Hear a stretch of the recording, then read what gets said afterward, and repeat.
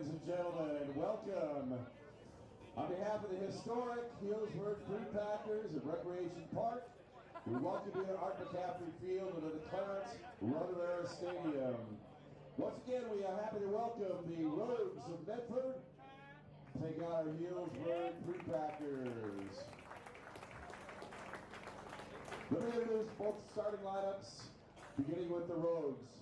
Their third baseman, number 13, Jack Meisner. Their center fielder, number 21, Liam Barrett. Right fielder, number 8, Levi Jones. First base, number 29, Cody Ferrante. Catcher, number 27, Ian Fernandez. DH for the Rogues, number 26, Kyle Cox. Shortstop, number 25, Luke Smith. Left fielder, number 28, Jack Peterson. Second base, number 3, Langart Naylor. And on the mound pitching for the Rogues, number 39, Jackson Muir. Medford Rogues starting lineup. Now the starting lineup for the Healdsburg Prune Packers, University of Portland. Second baseman, number 3, Jonas Salk. UC San Diego right fielder, number 11, Alex Leopard. From Long Beach State University, left fielder, number 23, Connor Sharpio. From Washington State University, first baseman, number 6, Joey Kramer. From Purdue University, catcher, number 7, Eamon Lance. Stop number 4, Cade Campbell. From the University of Texas, center fielder, number 10, Tommy Farmer. And on the mound pitching from the University of Texas, number 18, Luke Harrison. Now, please rise for the singing of our national anthem. Before we ask Neil Rogers to sing our national anthem, we would join Major League Baseball, taking a moment of silence to remember the great Willie Mays.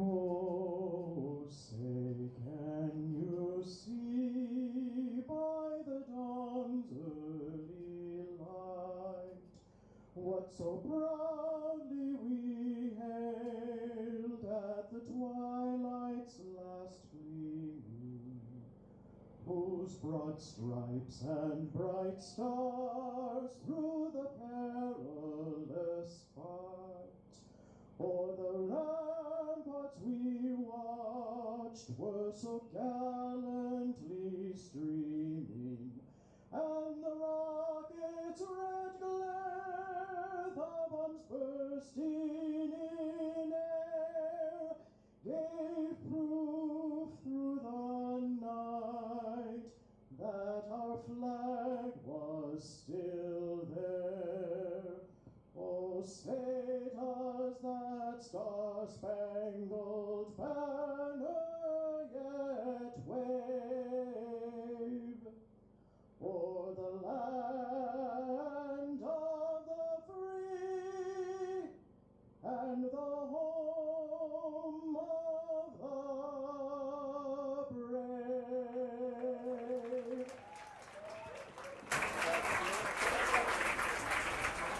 As always, Neil Rogers. Welcome to Recreation Park, where we have more Pacific Empire League play here in Healdsburg.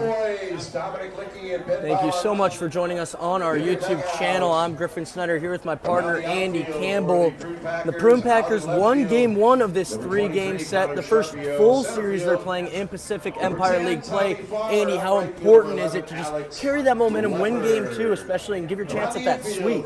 Oh, it's very important for the Packers, especially considering that they were held pretty quiet early in the first game. They're going to be looking to jump ahead early in this one and secure that victory. Yeah, yesterday's game was very close, and Luke Harrison, the left-handed pitcher out of the University of Texas, Austin, Harrison works with a fastball and a slider. That fastball comes in at the upper 80s, but tops out at 90. Also utilizes the slider around the 80-mile-an-hour mark, so pretty big velocity difference. And in his first outing, it was a 3-inning appearance against the California. More of the same from this Packer pitching staff. Oh, definitely. And we talk about continued momentum, and that's what Luke Harrison's going to be looking for. Had 3 great innings last week and is looking to build on that and build that momentum for the summer. Yeah, would not be surprised to see him continue to do a good job on the mound, as most of these Packers pitchers have done so far. Run you guys through the Medford Rogues batting lineup real quick. Leading off is going to be Jack Meisner out of UCSB. He'll be followed up by his fellow Gaucho and Liam Barrett. After that, in the 3-hole, Levi Jones out of Oregon State. Cody Ferrante cleaning up. Ian Fernandez will pick up his first at-bats of the season, and rounding out the lineup is Langan Naylor. So we are just about set for first pitch here at Rec Park. Packers off to that 11-0 start, Andy. So not just momentum in a series, but momentum on the season. Incredibly important. A lefty-on-lefty matchup to start for Harrison against Meisner. First pitch, he goes after it and lifts it to the left side. Sharpio back on it and making the grab. So 1 pitch, 1 out. Getting over that first bump super quick. Yeah, it's like a basketball player. I used this analogy yesterday, seeing the lid come off the hoop. Seeing one go down, you can really get into that rhythm early on. Now Liam Barrett hitting 192 so far this summer out of UCSB. Takes the fastball at the knees. The 0-1 taken on the outside corner. So Harrison early on showing the velocity and the command. This one, the 0-2, goes to the off speed. The slider gets a swing and a miss. His first strikeout of the day. Medford Rogues, right fielder number 8, Levi Jones. And, you know, if he keeps slinging them down like that, should put him away no trouble. Yeah, should be a good day for Harrison. What do you know? Another lefty up. This time, Levi Jones. Jones led off for the Rogues last night. The Oregon State Beaver hitting 182 so far this summer, but gave one a ride in the first last night out to right field. The wind, though, as of late, it's just been kind of knocking things down when they get up in the air in the outfield. Jones was 0 for 4 yesterday, but did walk and score one of those 2 Medford runs.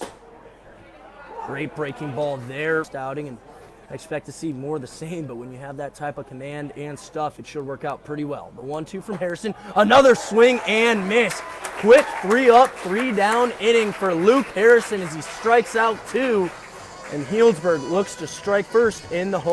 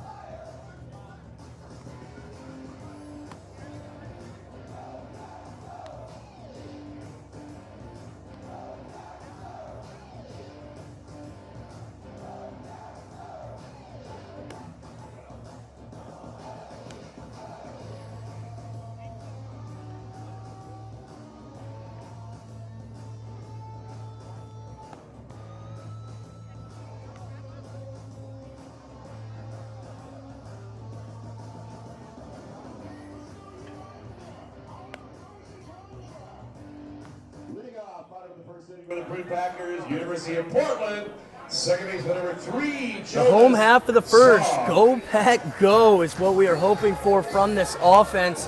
Leading off is going to be Jonas Salk. He'll be followed by Alex Leopard in the 3-hole and 4-hole once again. Connor Sharpio and Joey Kramer. This whole part of the lineup stays consistent with Logan Sutter and Eamon Lance following. Then Hideki Prather, Cade Campbell, and Tommy Farmer all getting the start today, 7 through 9. First one taken, ball 1 by Salk. And on the mound today for Medford is Jackson Muir out of the University of Michigan. Right-handed arm on the bump. A 2.16 ERA. Also picking up 1 start and 1 save so far. Gets the corner there against Salk and gets ahead 1-2. 11 strikeouts in those 8 innings for Muir, so some good numbers for the right-handed Wolverine. Salk fights off the 1-2. That the Rogues see that early velo, try and test these Packers hitters. And as you mentioned, the top part of the Packers lineup has been very Salk goes down looking on strikes. That one looked like it might have been a few inches off the plate, so a tough break there for the Portland Pilot and Jonas Salk, but that's going to bring up Alex Leopard now. Leopard has been on fire so far this summer. Yesterday went 1 for 4. That is about the worst game you'll see from Alex Leopard, is a 1 for 4 or 1 for 5 line. Oh, definitely. He rarely misses a game without a hit. He's actually one of the best hitters in the PEL thus far, coming in at. Or obviously different sample sizes all around, different levels of competition. But as conference play continues this summer, I would not be surprised if Leopard continues to lead in batting average, and eventually, maybe when we get some conference leaderboards, some league leaderboards together, Leopard will probably still be towards the top. Not just hitting for average, hitting for power as well. Definitely, he's got pop. Yeah, 9 extra base hits, including 3 home runs.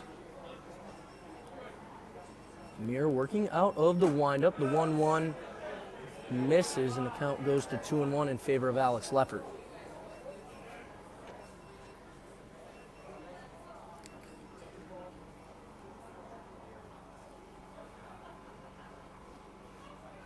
Leopard goes after the 2-1, lifts it in the air into center. Barrett on it. Barrett puts his arms out. We noticed this yesterday, kind of like he doesn't see it, but really that's just his way of calling off his teammates, and puts it away for the second one in the first.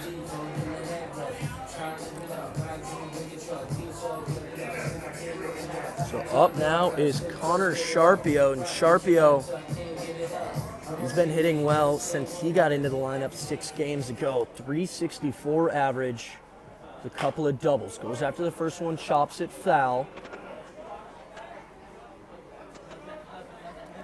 And Sharpio, a great player, a great asset in addition to this Packers lineup. We're glad to have him back as a returning player, get some more veteran presence in the Prune Packers coaching system.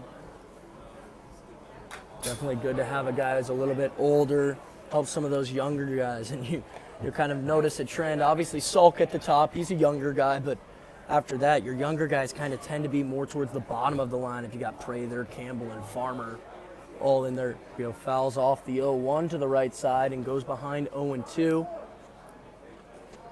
Yesterday was 1 for 4, scored twice, had a double and a walk. So it was a good day for Sharpio in that 8-2 win over the Rogues. Infield heavily shifted to the pull side here, Andy. They're expecting something hard on the ground to the pull side. Slider misses away from Muir. Smart to live on that outside corner. The Rogues saw what the Packers bats could do yesterday. There's that ground ball to the left side, but it gets through the left side of the infield. That chopper had some funky spin getting past Meisner at third. That's a 2-out single for Connor Sharpio. That's some sharp piece of hitting right there, especially down in the count, just able to get the barrel to it, turn on it, and get a single out of it. Yeah, smart hitting there. He was defensive with 2 strikes while also being able to take that slider away, and then comes back to ground 1, finds a hole on the infield, and brings up the cleanup hitter, Joey Kramer, who's batting .395. He goes after the first one and grounds it to the left side. They're going to go to second for the easy one and get him. So that's a 6-4 fielder's choice to end the first. We're scoreless. 75 in 8 years after Healdsburg was incorporated. since they expanded from a lumber yard to a one-stop shop for all hardware and building supply needs. Feature sponsor Healdsburg Lumber Company tonight.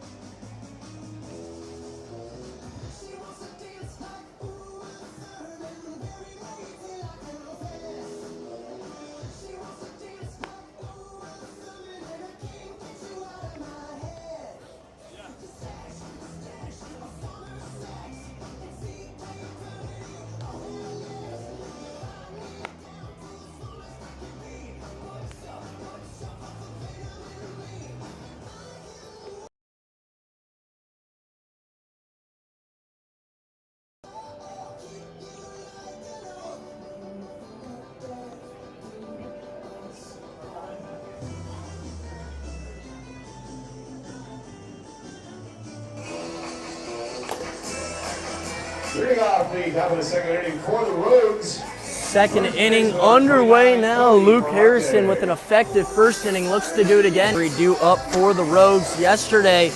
Ferrante was 1 for 4 with an RBI and a strikeout in the opening game of the series. And what do you know, Andy? This is the 4th consecutive lefty to open here for the Rogues out of that lineup, and goes after the first pitch out to left field again. Sharpio chasing back and makes the grab over his shoulder. What a catch there from Connor Sharpio. Tough to tell on stream, but Sharpio is on a dead sprint into that left center gap and just kind of reached up and hoped that he could come down with it, and he did. Oh, just a phenomenal play. As an outfielder, I can tell you it's really tough to...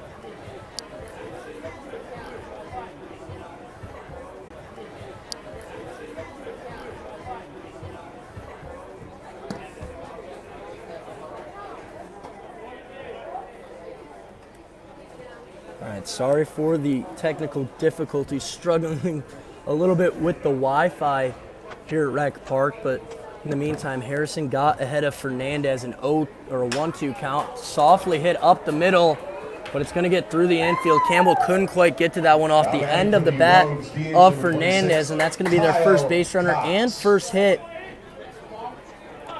for Medford, getting things started.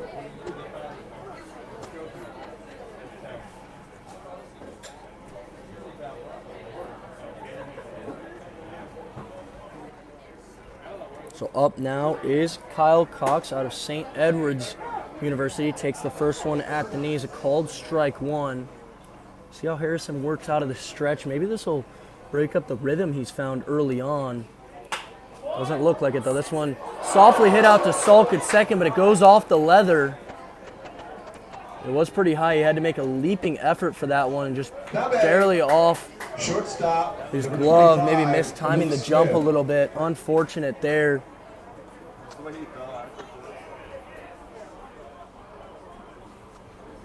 So another runner reaches now for the Rogues, and they've got 2 on with just 1 out. Up comes Luke Smith, also from St. Edward's. This one fouled off to the right side.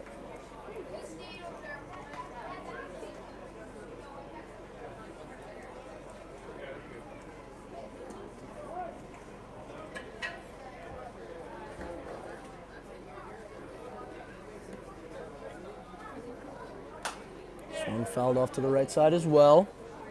Harrison still getting ahead of these batters, still attacking the zone even out of the stretch with runners on.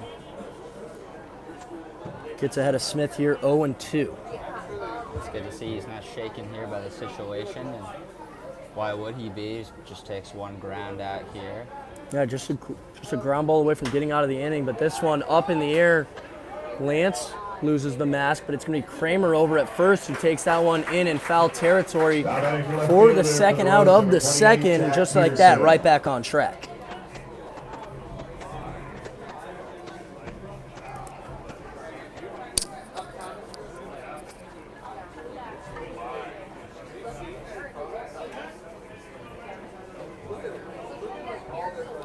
apologize for the technical difficulties. The visuals should be back up and going again.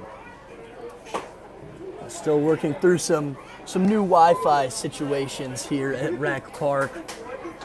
So up now, the left-hander Jack Peterson out of Rice. Another lefty-lefty matchup that Medford has to deal with, and not going well early for the Rice Owl in Peterson. He's down 0-2 against Harrison. And Harrison's done such a good job so far, just really attacking early in the count, really getting that first pitch strike. Yeah, locating both the fastball and the slider early on. Here's his 0-2. Went to the slider but missed upstairs. Peterson stays alive at the plate.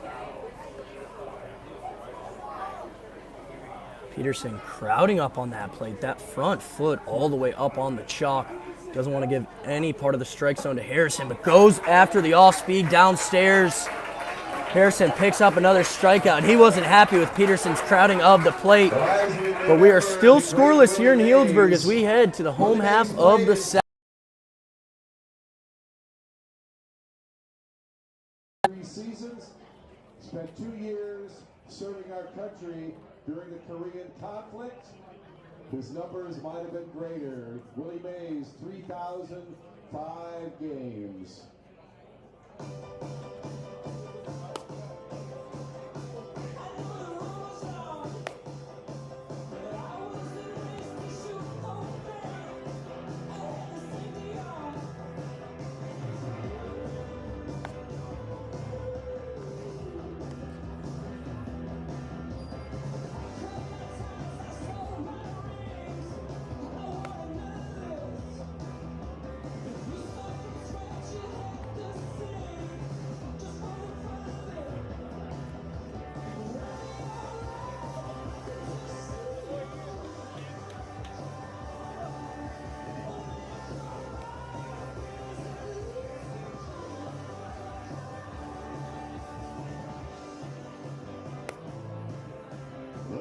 The bottom of the second inning for the Prune Packers from Purdue University.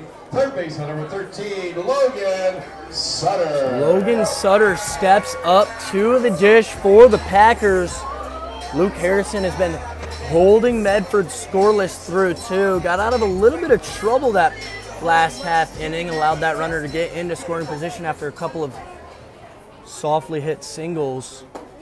Now Sutter leading off, followed by Lance and Prather. The three due up for the Pack as they try to make something happen. Yesterday, Sutter was 1 for 5. It's not his best day, but batting .359 on the season so far.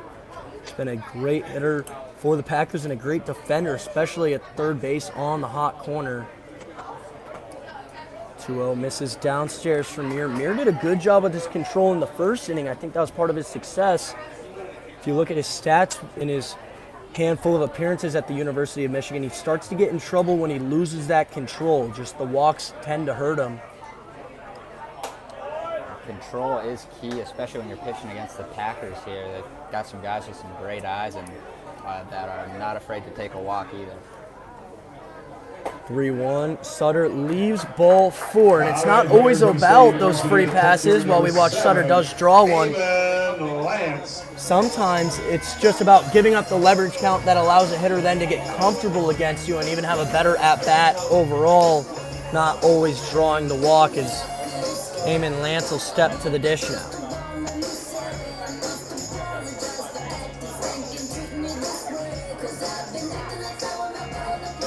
Mears done a good job attacking the strike zone so far this summer for Medford. Take a look at his numbers. Walks haven't been hurting him, keeping that ERA down at 2.16, and after completing a scoreless first, it's only getting lower. Lance batting .265 so far this summer. Yesterday, 0 for 3, but a couple of walks and scored a run. Part of the 8-run offensive production from Healdsburg yesterday in the series opener. It took a while to get the bats working last game, but still able to stack on the runs as they tend to do here at home in Healdsburg. This is the zone, and now we're getting into that territory we were just talking about, Andy, where if you let these Packers hitters get ahead in counts, you give them free passes, they're going to eventually make you pay.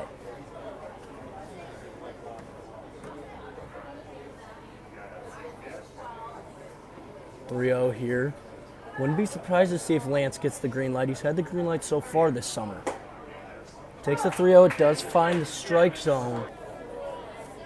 Lance is catching today for the Prune Packers. Sutter getting a lead over at first, shuffling back and forth, ends up staying put.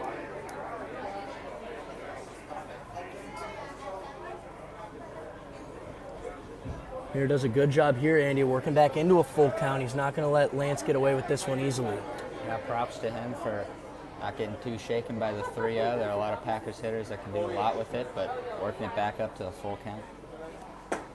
Lance takes downstairs, a good take, and does not go on the check swing appeal. So back-to-back walks now issued by Mir. This is where he's really going to start to see. You're going to be struggling, especially if the guy like Hideki Prater after that, almost batting 300 this year so far, and a couple home runs as well. Yeah, Prater, when he does run into one, he hits it far, 1 for 2 in his last outing against the Solano Mudcats. That was the Packers' first game of Pacific Empire League play on Sunday. That 1 for 2, including 2 walks and that solo home run out to left. Brief mound visit there. Just calming down his pitcher, maybe after a few shaky throws. Yeah, it gets to the point where you don't want to serve anything up, but at the same time, you can't avoid every hitter in this lineup. He does get back into the zone there. Not exactly sure what pitches Mir's working with out there, but that was definitely one of his off-speed ones. Looked like perhaps a change-up there, floating into the zone. That's what it looked like to me as well. The 1-1 from Mir misses downstairs. Seems like maybe lacking control with the fastball. The heater might be the pitch he's having the most trouble with right now.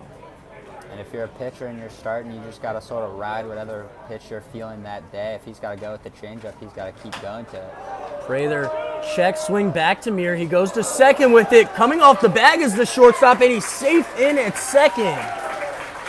But throwing error, thrown to second by Jackson Mir, allows all runners to reach.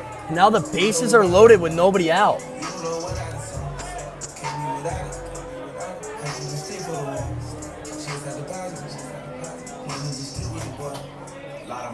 Check for me, don't check for me unless you got checks for me. I can listen like a whole lot checking me. Way back when you all had to spot and trust you. So many had to get up, I said that. Oh. First one to Campbell, swung on and missed. Campbell so far this season batting .217 for the Pack. Delivered a home run yesterday in the matchup against Medford. That one was crushed out to left. Goes after the 0-1, chops it foul down the third base line. Campbell here with 5 RBIs so far on the season. A big chance to add some more on with the bases loaded and no outs.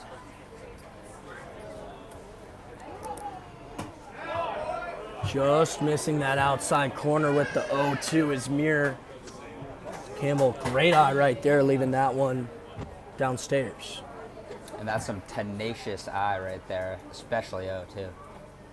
Yeah, impressive to take that. I don't think I would have been able to do the same. As the 1-2 comes in, Campbell fouls it off the mask of Fernandez. Home plate umpire wants to make sure he's all right. Give him a second.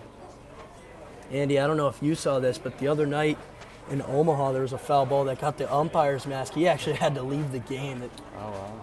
That foul ball straight back is dangerous. It took out the home plate umpire with a concussion. Even in the College World Series, that guy was not able to stick it out. It was a half-hour, 45-minute delay as they had to get another umpire suited up behind the dish. Yeah, it doesn't surprise me. I mean, if a ball hits you the right way or the wrong way, rather, coming back, especially if there's some velo on that pitcher, it can be dangerous. Yeah, definitely. But looks like the catcher, Fernandez, is going to be all right, which is a good sign. So he gets back there behind the dish once again. The count still 1-2. Mir will give that first out of the second with the bases loaded. Campbell just fighting that one off to the foul side. Good job staying alive.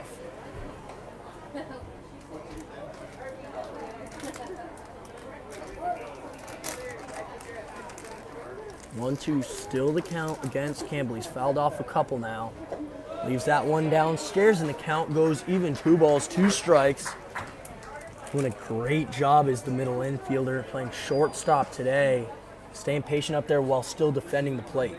Oh, definitely fighting one off there and got himself out of this hole 2-2 now. Yep, and he's able to ground it to the left side. Meisner takes care of it, brings it to the plate to Fernandez, who turns it to first. A 5-2-3 double play. Well done by Medford. That's a rare double play situation there. Outbound to receive Texas Prevent a number run 10, while also Tommy getting that Farmer. second out and removing the force. So it's going to be interesting to see how the Packers adapt to this, or rather how Tommy Farmer adapts to this as he comes up to bat. Farmer comes up now. Still 2 runners in scoring position with 2 outs now. That's the first one go. That's an off-speed pitch from Muir in the zone 0-1. Farmer also got some action yesterday. Wasn't able to pick up a hit in his lone at-bat. Coach Gomes was able to get a lot of guys some extra ABs towards the end of the game. That 6-run lead, a 7-run lead for a little bit at 8-1, finished at 8-2. And you know, you'll love to see that, especially early in the season, being able to get some new guys in, get as many plate appearances for everyone as you can. Definitely the case. Goes after the 1-1, fouls it to the right side, falls behind. Farmer also spent the spring at the University of Texas. His fellow Longhorn Luke Harrison has been great on the mound for the Packers through 2 innings. This one stayed in front of Fernandez, got away from him, but just sat in that right-handed batter's box. Props to Jackson there for hustling there, even though it was right in front of the plate. Yeah, he noticed that Fernandez couldn't see it, so he went running to the plate to make sure that the runner from third couldn't score. And we're going to have another mound meeting, make sure, not necessarily a mound meeting, halfway to the mound meeting between those two, make sure they're still on the same page. Looked like maybe Fernandez got a little mixed up there, just wanted that fastball in a different place. A 2-2 now to Farmer. Farmer leaves it upstairs. Muir tried the off-speed, but the count goes full. I tell you, if I was up there, 2-2 count, I would have been swinging through that. Great take.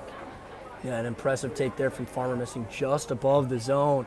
Now with the count full, Muir to the plate, takes again, this time catches the outside corner. Strike 3 looking against Tommy Farmer. That's the second strikeout for Jackson Muir, and we stay scoreless through 2 in Healdsburg. Improvement in DIY industries by providing high-value products and superior customer service through innovative efforts of a premier, knowledgeable, and professional sales team. Harrison in his first 2 innings here really doing a good job of keeping the pitch count low, and we know a lot of these guys are on pitch counts for the summer, and he went 3 in his last appearance, so maybe we see him extend even further. Yeah, it's so far has been more of Coach Gomes maybe just trying to get all the pitchers their reps on a consistent basis, but as league play gets going and you want to be, we could see a guy like Harrison maybe go deeper, especially with how efficient he's been through 2. Naylor up at the dish, facing that 2-1 count, fouls that one off, and the count goes even. Naylor out of Lower Columbia College, batting .200 so far this summer for the Rogues. Saw him get the start at shortstop, move over to the other middle infield position at second yesterday after Terzola went down, getting hit in the face by a bunt attempt. That was very unfortunate. I believe everything was okay there for him. He just couldn't stay in the game. Yeah, it was good to see him walk off by himself.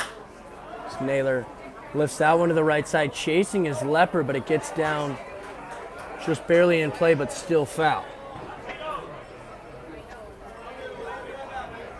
Leopard showing off the wheels there, but yeah, like you said, not quite enough to secure the out. Yeah, he got on the move there. It looked like for a minute he had a chance to come up with that one, but just way too far out of the reach. So the count stays full for Harrison against Naylor. Again, just fouling one off to that right side. Maybe a little bit behind the fastball, but doing enough to be ready for the off-speed and the fastball is a good approach here for the 9-hitter. Yeah, just barely able to foul off those heaters. I wouldn't be surprised if he goes breaking ball here. He does indeed, and just missing the zone. Harrison not happy about the call. Now batting third baseman for the Rogues, number 13. Yeah, that one looked like it might have caught the top of the zone according to TrackMan. But Naylor picks up a leadoff walk. It's the first leadoff man to reach for the Rogues, so see if maybe they switch up their approach here at the top of the order to try and just move him over, give him a better chance of scoring here in the third as Meisner takes the first one low and away. He flew out to left on the first pitch of the game. He's playing third base today, came into this one hitting .321 out of UCSB. Quick pick there by Harrison, almost gets him snoozing. 0-1 Meisner. Again, just kind of flaring to the left side. That was how he hit the one in the first to left field. This lefty-lefty matchup, kind of opting for that inside-out swing, trying to take something the other way. Meisner also made a great play in the field, started that 5-2-3 double play that helped him get out of the jam. Naylor on the move, Lance's throw to shortstop Campbell, not in time. Naylor picks up a stolen base, moves into scoring position. That was a good throw there, but just not placed ideally enough. Had to sort of swing his arm around there to go for the tag was Campbell. Yeah, it also seemed like a good jump there for Naylor, even if the throw was on the money, maybe not in time. I think Naylor went first move on Harrison as he went to the plate. 1-2, that slider just kind of getting upstairs on Harrison here and there and not quite catching the zone all the time. It looked like he caught the zone against Naylor, but it's definitely going to be a tough call for the home plate umpire to make on a breaking ball that catches the top of the zone. Yeah, certainly. 2-2 does get him to swing through with the slider. Harrison picks up his fourth strikeout in just the third inning of work. So far, the top part of this order has been struggling with Harrison. It's now their second time around. We'll see if they can make some adjustments.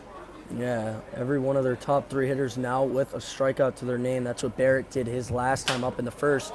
Does ground the first one to Salk at second, who's going to take care of it easily, a chopper at his chest. Now batting for the Rogues, right fielder, number 8, Levi Jones. And so this part of the lineup, Andy, like you mentioned, he's had a good time against them so far, and now with 2 outs.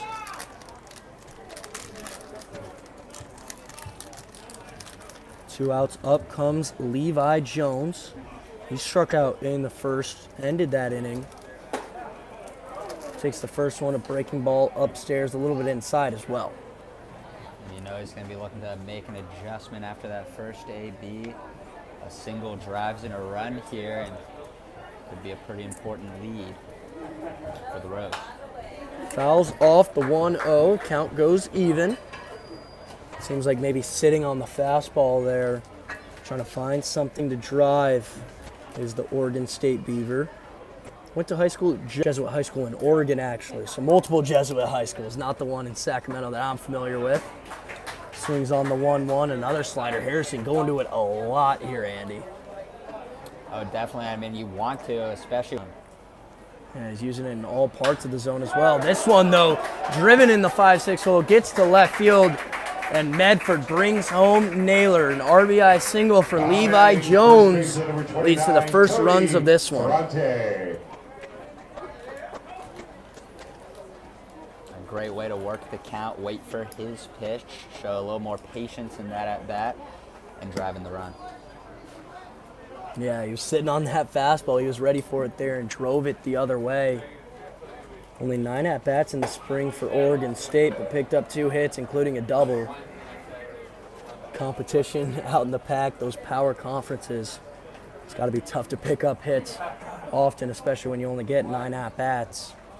But he reaches and drives in the first one, yeah.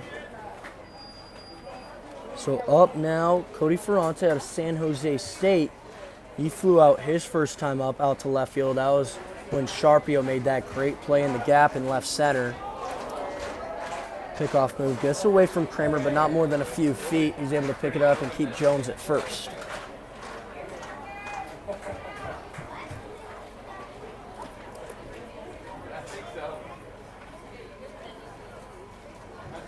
One, yeah, there's that slider that starts at that front shoulder and just dives in there, Andy.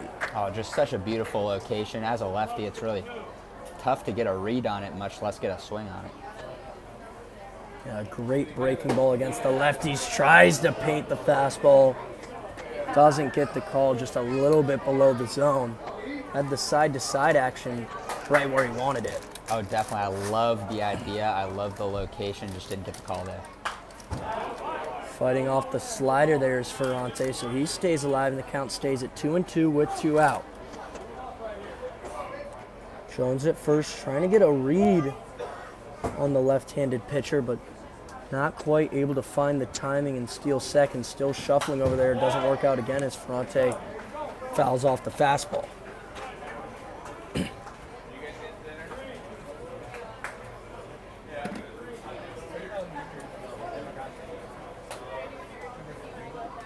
Count 2-2. Harrison takes a look at Jones, goes to the plate. This time gets him with the slider. 5 strikeouts through 3 innings for Harrison. But Medford strikes first. Levi Jones, an RBI single, gets the Rogues on the board.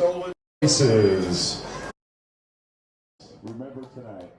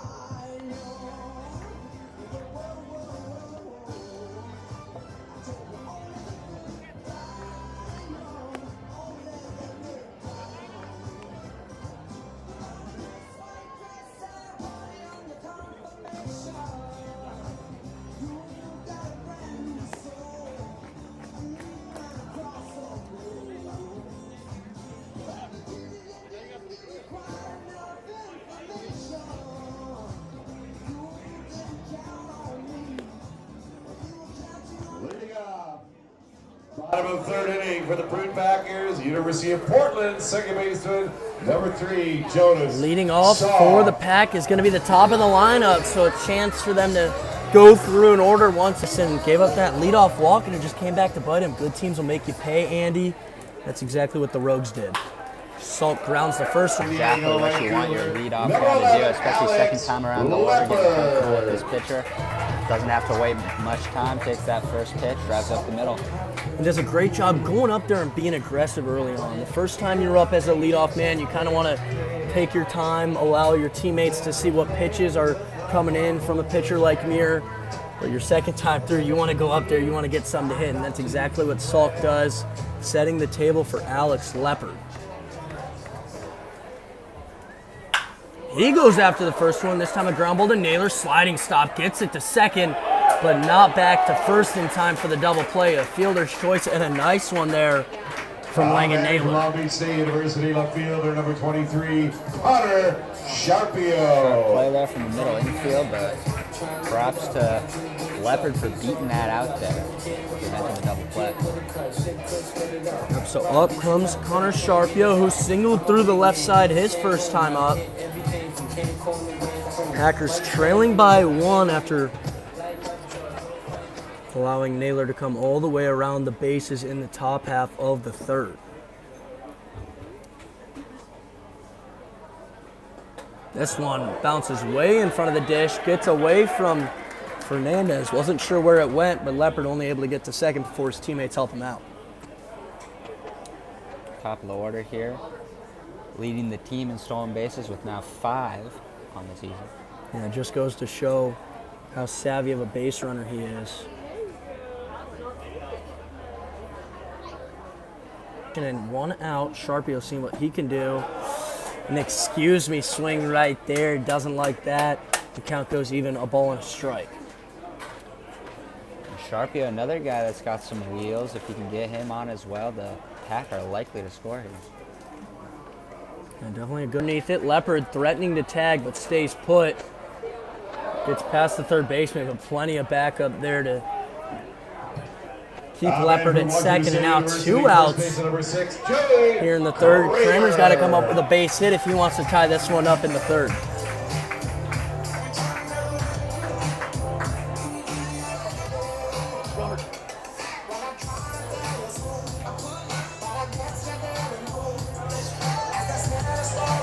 Like I mentioned, Kramer now up, grounded into a fielder's choice his first time up. That ended the first inning. Big breaking ball there from Mir. That one had a lot of break.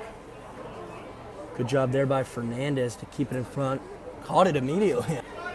Now that one was spiked way out in front, but he does a good job holding on to it. The 1-0, Kramer chops it up the middle. Sliding stop by Smith, fires to first and gets Kramer. So some good defense so far from Medford, keeping Healdsburg scoreless through 3 as we head to the 4th. Continuous innovation. Company values, Healdsburg Lumber Company.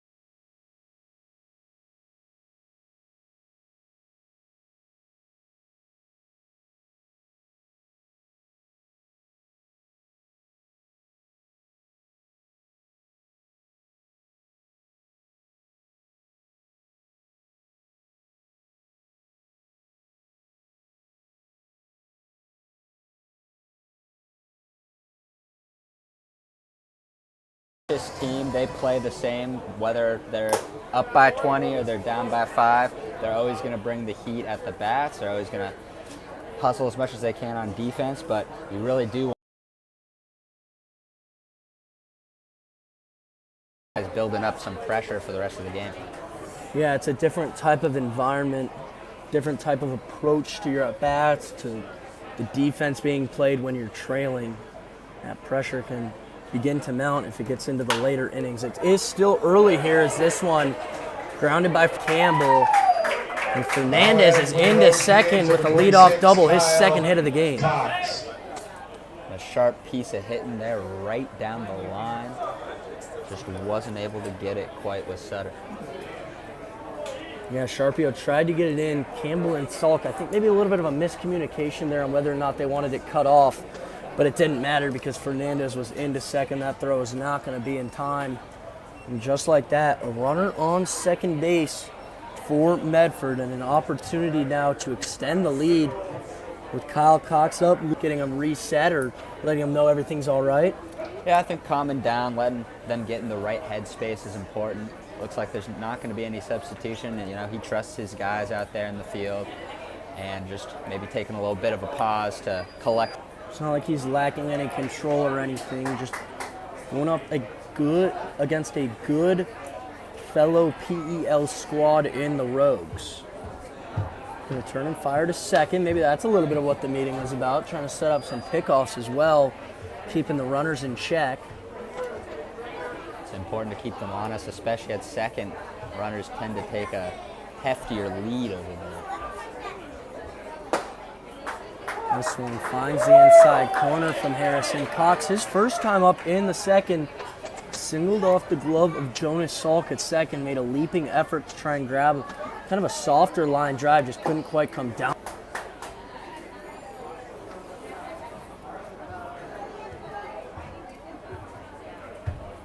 Checks on the runner at second. Goes to another slider this time. Swing and a miss for strike 3. It's his 6th strikeout of the day. At that with the strikeout on the slider.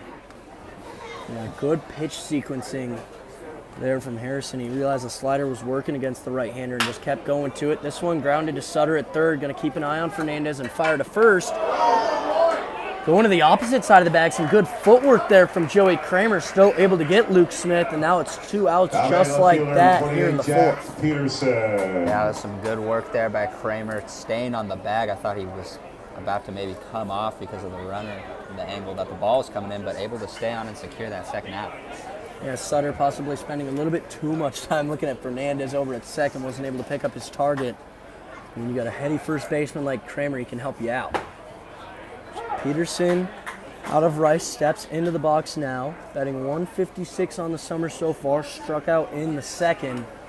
He's got an opportunity now to extend this Rogues lead. Try and keep Harrison from getting out of the jam. But he looks good right now. Whatever Coach Gomes said to him is working. Definitely the pep talk is seeing results so far.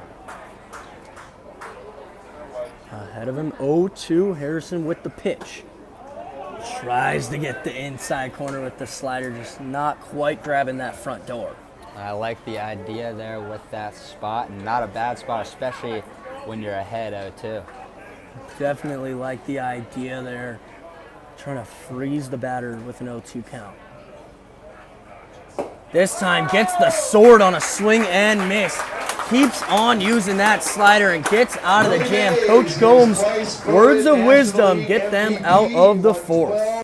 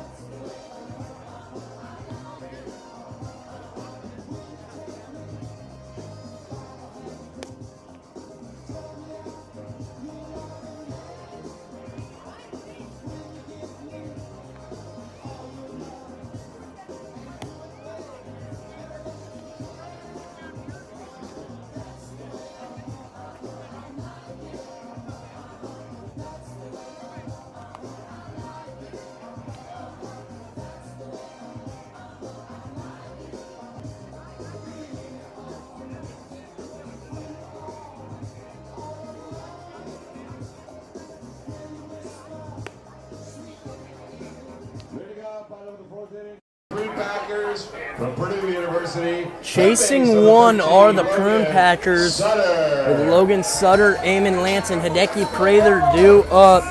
We'll see if this part of the lineup can do some damage, try and tie this one up. If not, take the lead for the first time today. As we mentioned earlier, Griffin, each inning that goes by is adding pressure to the pack here. Sutter feels none of it. Goes after the first one through a wide open right side of the infield. Pull side shift was on for Medford. Sutter saw it and took advantage. And That's another inning with the Packers coming strong early with another first pitch single. So Lance up now. He's going to see if he can help get the offense going. He walked his first time up. It was a couple of walks in the second to Sutter and Lance that started a threat for the Prune. Sutter dives back in safely.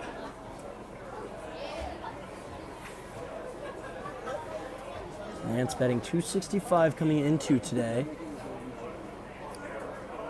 Also with a home run and 7 RBI. Goes after the 1-0, lifts it to left. In on it is Peterson.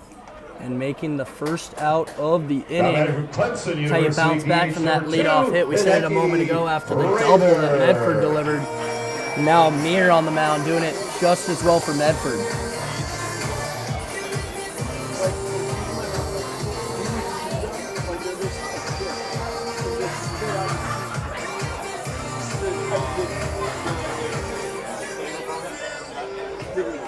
So up comes Prather.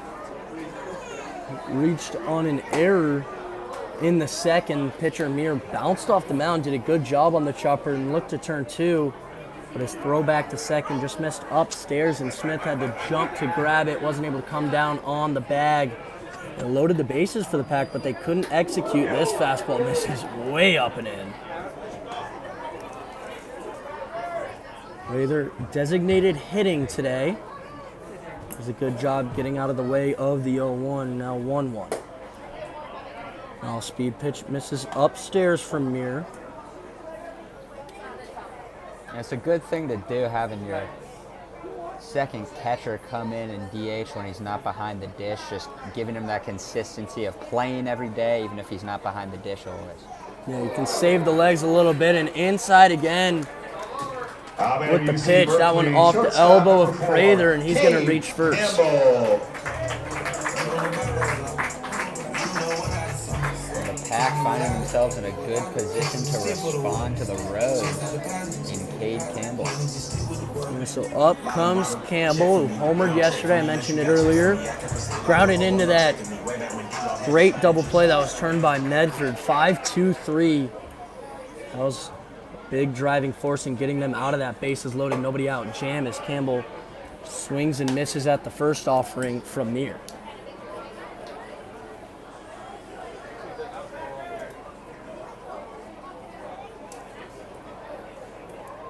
Holding Sutter at second is the second baseman Naylor. Campbell, an excuse me swing there, and he's going to take a little bit of a stroll, try and clear his mind, get back in there for the 0-2. And you know he's kicking himself for digging this hole, but let's see what he can do with it. Yeah, Mir shook a couple times. He's got something in mind for him, and this one I don't off think that's the what he helmet had of in mind Campbell. there. Yeah, not what he had in mind. Campbell does look all right, immediately jogging over to first. It's an unfortunate break there for Medford because you've got a guy down 0-2 with that runner in scoring position, and instead of getting the out, you end up with the bases loaded and just one out. And that can definitely do a lot to a pitcher after hitting 2 batters. Can be a little rattled, especially with the bases juiced here. It looks like we're going to have a brief mound visit.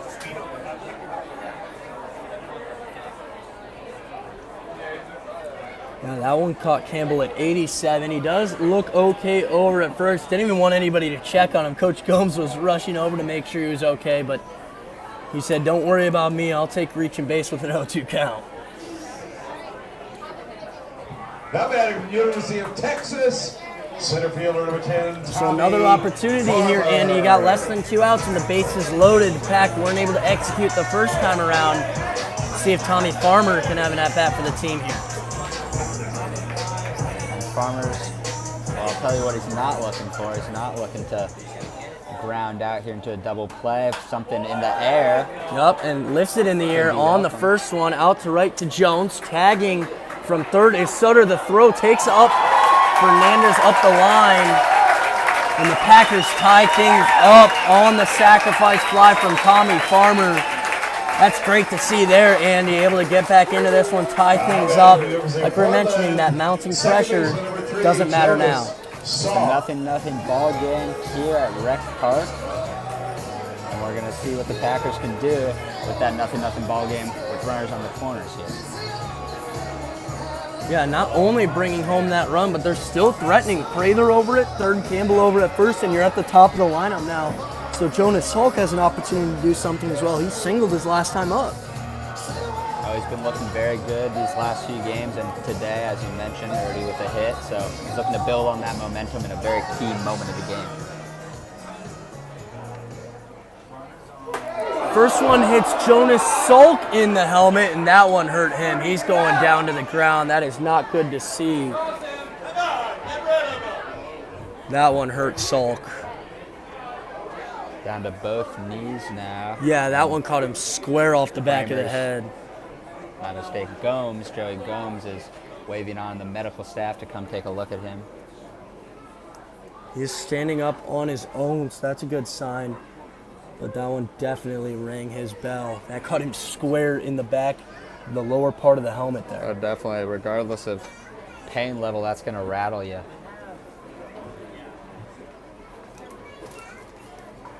I wouldn't be surprised if...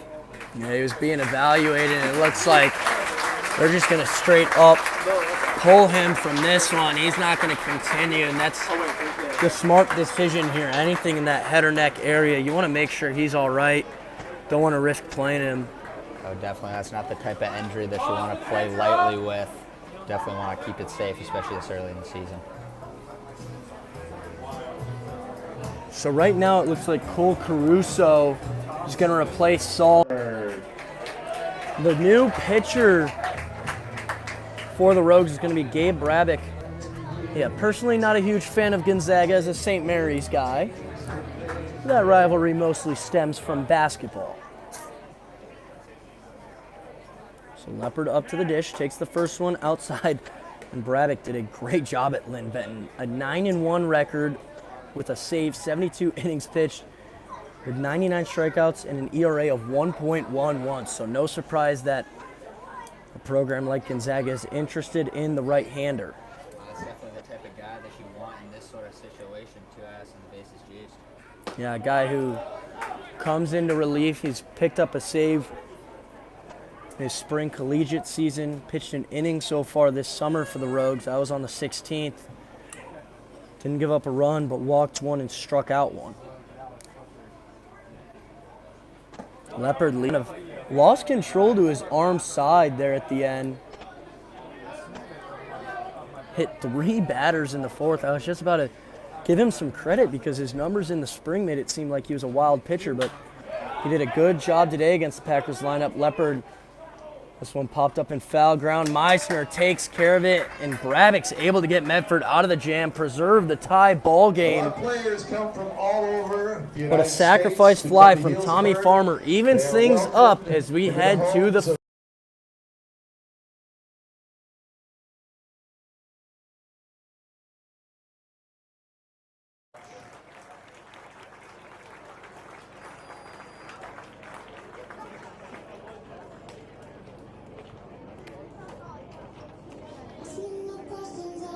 Coming to pitch for the Prune Packers, University of Oregon, number 14. Could you let it show? If you feel it, could you let me know?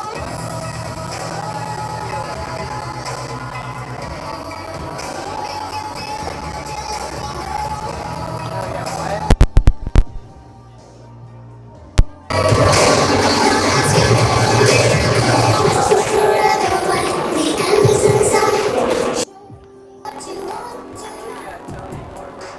we're looking for light inside, ocean and night, but will we ever see it through?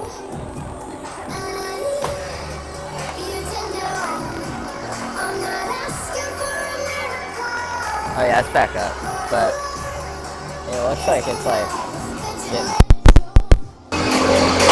If you feel it, could you let me know? plug it in, it's losing it.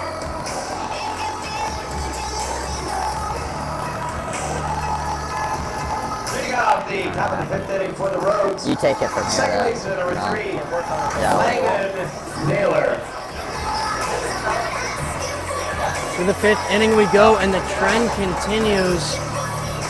where no Prune Packers will be afforded the opportunity to work into a 5th inning so far this summer. But it was an impressive outing from Luke Harrison. 4 innings of 1-run baseball, allowing 4 hits, but striking out 7. So a good day from the left-hander, brings in the right-hander, who just completed his freshman year at Oregon. It's Finn Chapman, making his summer debut for the Pack. First one, he slips and doesn't throw the pitch.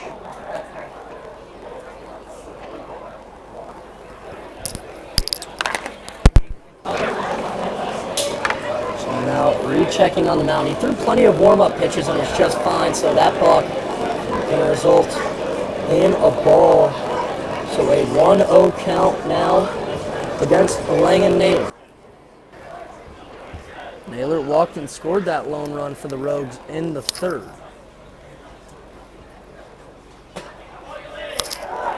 Takes the 1-0 on the corner.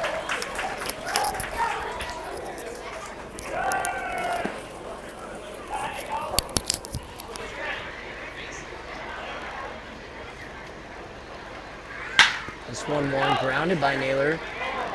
Campbell at short, who bobbles, picks it back up, fires to first, and gets him just barely in time. Campbell does a great job sticking with that one, getting the leadoff man for the first out of the 5th.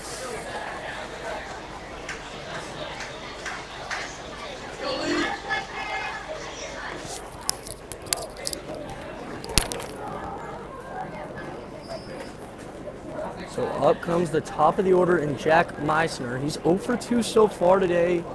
Struck out his 2nd time against Harrison, but he wasn't alone. Harrison, 7 strikeouts. He was incredibly effective with the fastball and the slider. And now Chapman working from the right side, using that fastball in the lower 90s. He's off to a good start. The hard-throwing right-hander from Vacaville, California.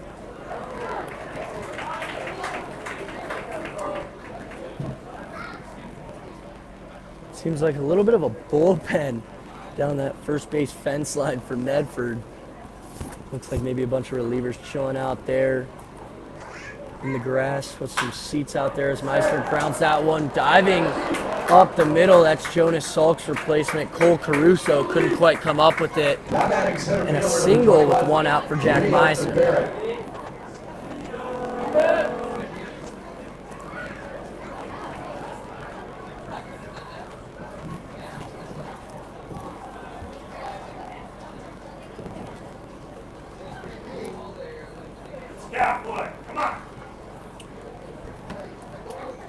Now with a runner on first, Chapman, a little bit of a different approach here against Barrett. He goes after the first one, pops it up on the infield.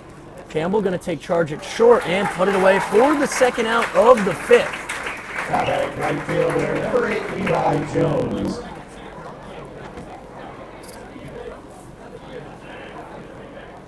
Up now is the 3-hitter in Levi Jones. He singled to bring home Naylor in the 3rd. It's the 1 run that Medford is working with.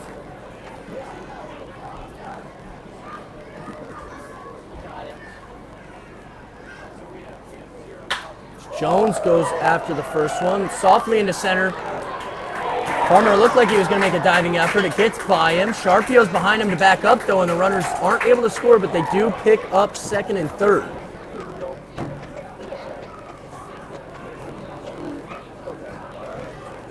Batting first baseman number 29, Tony Ferrante. Now runners on 2nd and 3rd. Chapman's dealing with some trouble here in the 5th, and up now is Cody Ferrante. He's 0 for 2 so far today, but gave one a charge in the 1st that Sharpio was able to track down.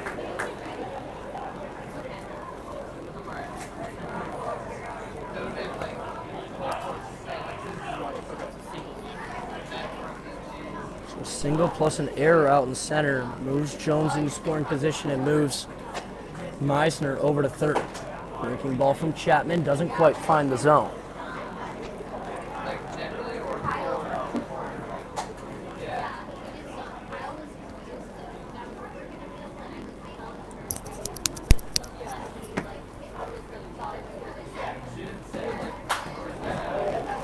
goes after the 1-0 and fouls it back. Glad to have my partner Andy back once again as we continue to deal with some of the technicalities of live streaming the ball game. Let there be life. Good to be back. Ferrante facing that 1-1 count. Runners on second and third for the Rogues. Chapman trying to get out of the jam, keep this thing tied. Ferrante grounds it through the right side. Easily scoring is Meisner. Coming around now is Jones. The throw from Leopard to Lance. The tag! Not in time! Jones dives just under the tag of Eamon Lance. A 2 RBI single and then moving up to second on the throw for Ferrante. Ferrante able to find the gap there on the right side. Even with what some might call greedy base running from the Rogues, they're able to get 2 across off that single. Yeah, good job there. The windmill was on the entire way. Jones never even thinking about it.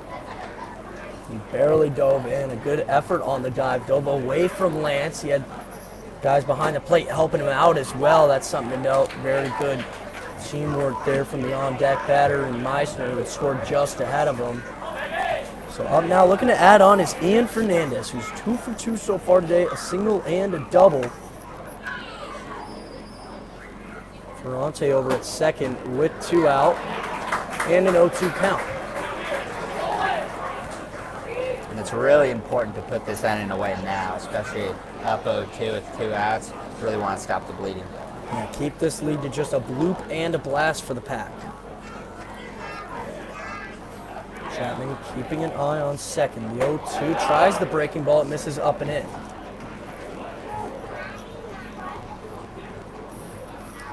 Now we mentioned that pressure maybe starting to mount after trailing by a full inning, which the Packers haven't done much of.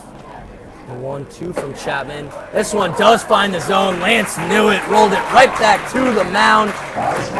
But Medford adds 2 on that Cody Ferrante 2 RBI single. Packers trail once again, now by 2. Hardware store, interior lumber yard, window door and cabinet showroom, custom door shop, warehouse, and more. Healdsburg Lumber Company. It's just off of Highway 101, south of town. Fantastic folks. I think so? I barely had the angle on the YouTube.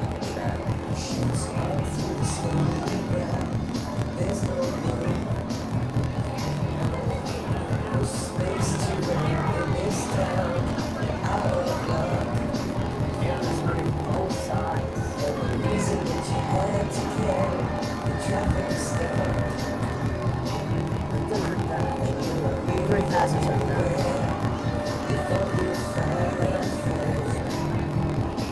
It's a left-hander.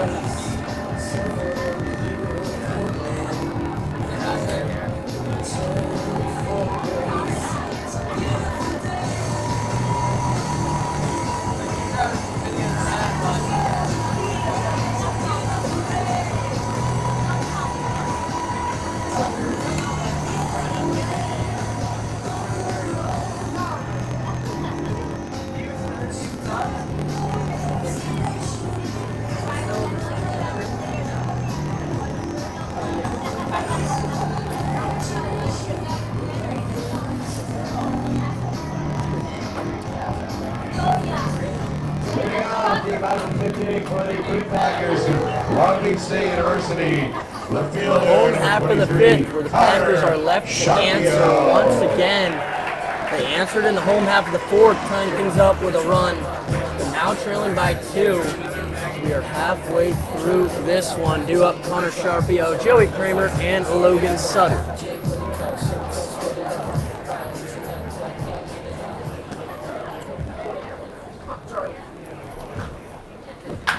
Sharpio goes after the first one, lines safely in the left, up against the fence. He's wheeling around first, but he's going to pull up and stay put.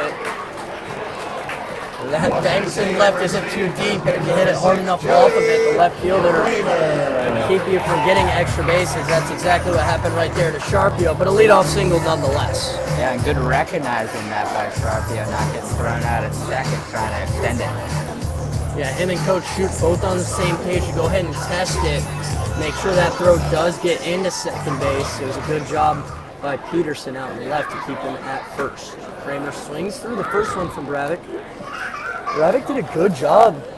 Only picked up one out in the fourth, but did it incredibly effectively to keep this one tied. Oh, it was a key moment of the game for sure, and he was able to get it done.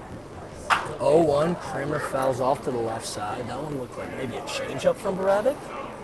Looked like it might have been. Didn't see too much break on it. Came in at 77. Kramer way ahead of that one, and with the 0-2 count, I wouldn't be surprised if he tries to blow one by him. Yeah, you want to keep Kramer guessing here. Bravik's going to shake twice and step off. Didn't like what Fernandez was giving to him, wanted to reset that sequence. Shakes once, shakes twice, likes the third. The 0-2.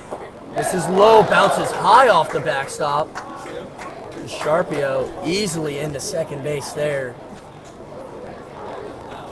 Tough break there from Medford, as that one never even a chance to block it for Fernandez. And we've seen that a lot, some high hops off that front part of the dirt, the front part of those boxes as the game continues on, kind of gets messed up, can take some funky hops.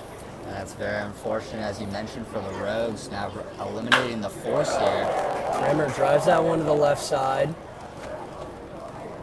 Looks like that one went foul. Everybody having a tough time seeing it out there with the sun setting out and left.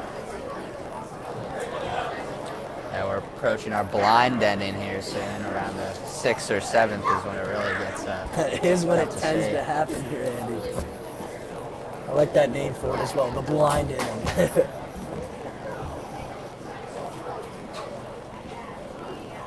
1-2 from Bravik. Kramer again fouling it off, so you're right about him trying to keep him off balance, but Kramer hanging in there just enough to fight these off and stay alive.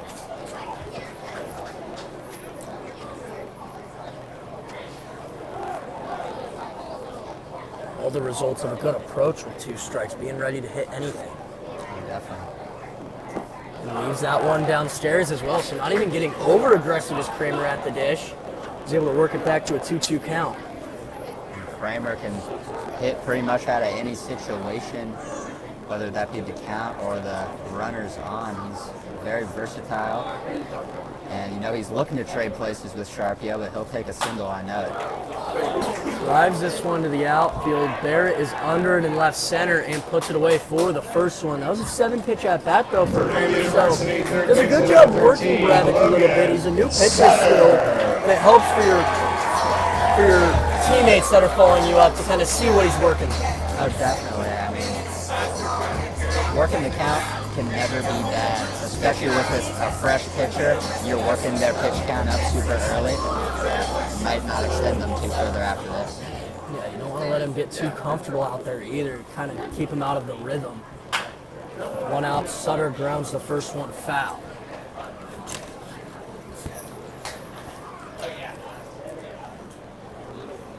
Trailing by 2, you don't need to get it all with one swing. It doesn't need to come from the home run. You bring Sharpio in, then it's just a 1-run ball game. You cut that lead in half, makes it much more manageable for the rest of the ball game. Definitely at this stage in the game, you're more looking to just chip away, and then once you can match them, looking to extend the lead.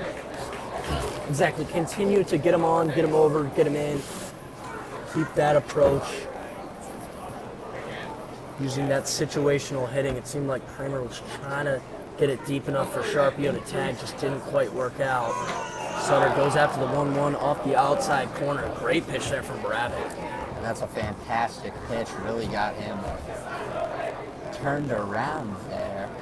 We'll see what he can do with the 1 and 2. That was a good chase pitch.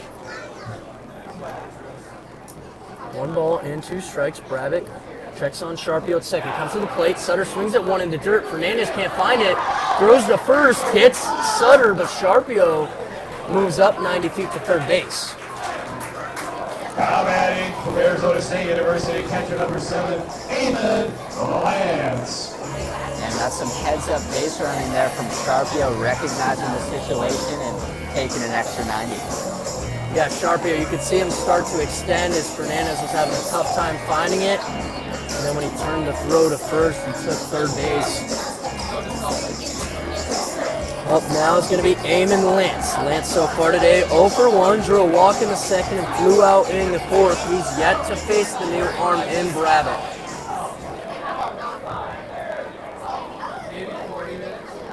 Goes after the first one he sees, grounds it to third, but foul.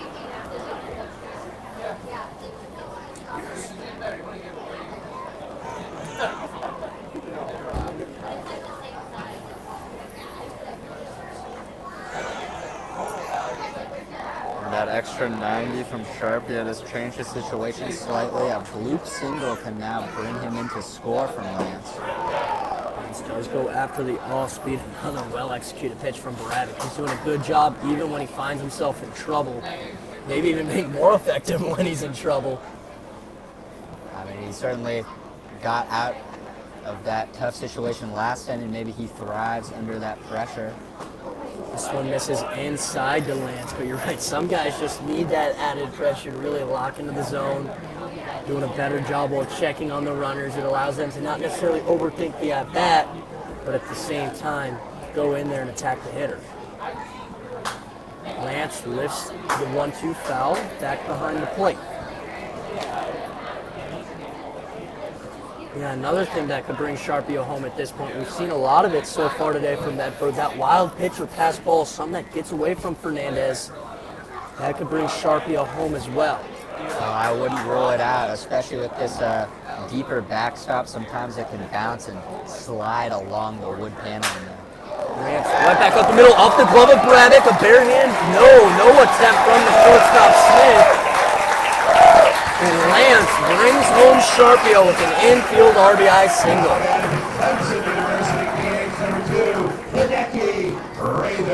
Put the ball into play and good things will happen, as I like to say. Pack adding on another there off that tip of the glove. I 100% agree, Andy, especially when you've got him in scoring position. Putting something in play gives you a chance. Now just a one-run ball game once again. A 3-2 Medford lead. And they're not done this inning. The Medford coaching staff going to go ahead and take a moment to talk. And also an unfortunate break there for Bravick. He made a good pitch. I think Lance even broke his bat that one off the end. Oh, that he just couldn't quite glove it. Definitely some weaker contact there. And yeah, just tipped it. Ended up dropping in such an unfortunate spot for the shortstop there to barehand it and just didn't even make a throw. Yeah, the shortstop also had a clean barehand, it looked like, but just didn't feel like the throw to first was worth it. Wasn't going to be in time. And that's usually a smart call. You can usually determine whether or not you have a chance of getting them, and if you don't, there's no reason to risk an overthrow. Definitely the case. Prather likes the first one he sees, fouls it straight back.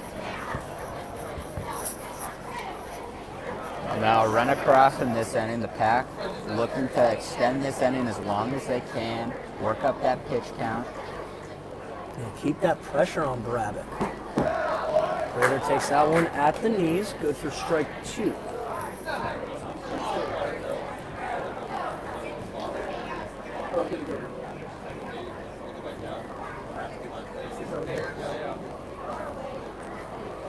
Lance leading over at first. Bravick a little bit of a longer hold to keep him put.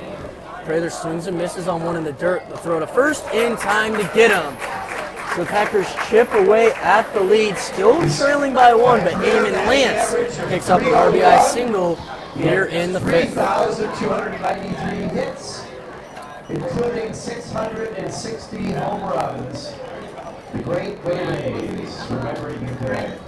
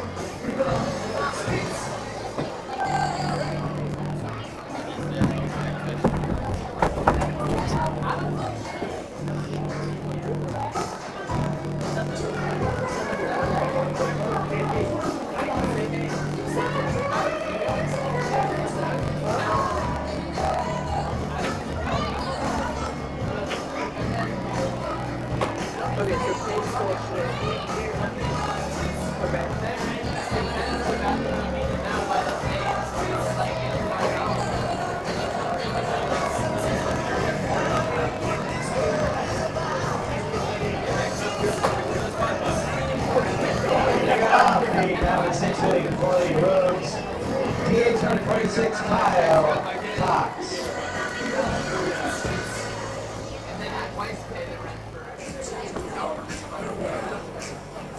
So play continues here at action-packed Rec Park.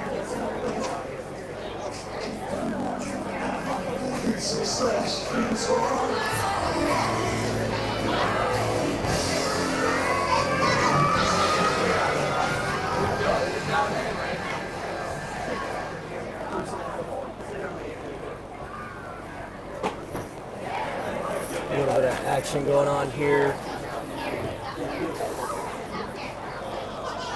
in the stands.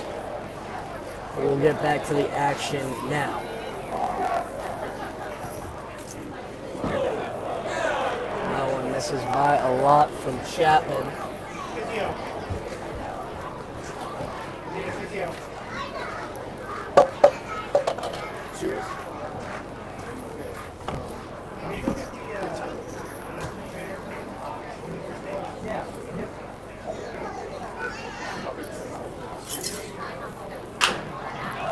Grounded to Sutter at third. Gonna have to make this play on the run, going away from the bag. This one gets away off the fence and then back into the field of play. So getting to second on the single and throwing error is gonna be Kyle Cox. Batting shortstop, number 25, Luke Smith. And that's not what the Pack need to be doing if they're looking to continue chipping away at this lead. This is the second time we've had a runner on second to start off the inning. And I believe at least one of those times, Rogues came around to score. So definitely looking to prevent that this time around.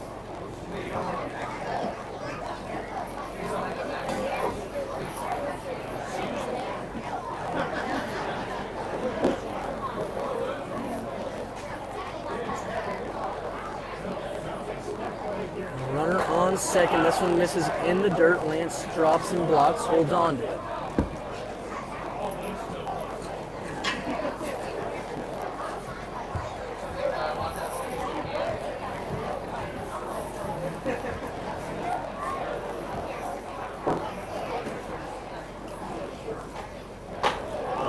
From Chapman gets the batter to duck. Good breaking ball there to Luke Smith.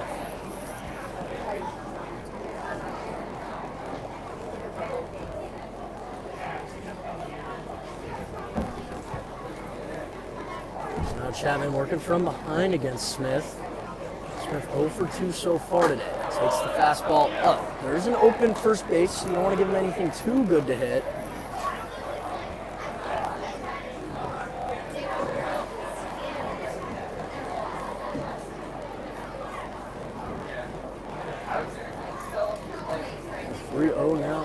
Chapman finds the zone, strike one. A little bit distracted over here, Andy. We had a fan take a little bit of a fall here in the grandstands, but everything is okay. So we can get back to the action now here in the sixth. 3-1 count here for Smith. Takes another fastball, this time missing upstairs. Ball four. It was an open base, so it doesn't hurt too bad. But at the same time, a leadoff single, an error, and then a walk. That is exactly how those big innings get started, and you don't want to see that. And Joey Gomes completely aware of that, having a mound visit here before things begin to snowball. But as you mentioned, yes, now with a runner in first and second, the force would be available. That was not earlier, and perhaps can generate 2 outs off a grounder.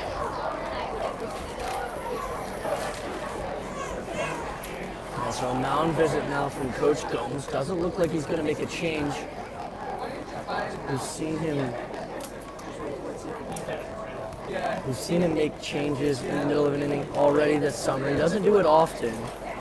He's going to leave Chapman out there, just give him a little bit of feedback, maybe let him know about something he's doing here. It worked earlier for Harrison. We'll see if it works here for Chapman.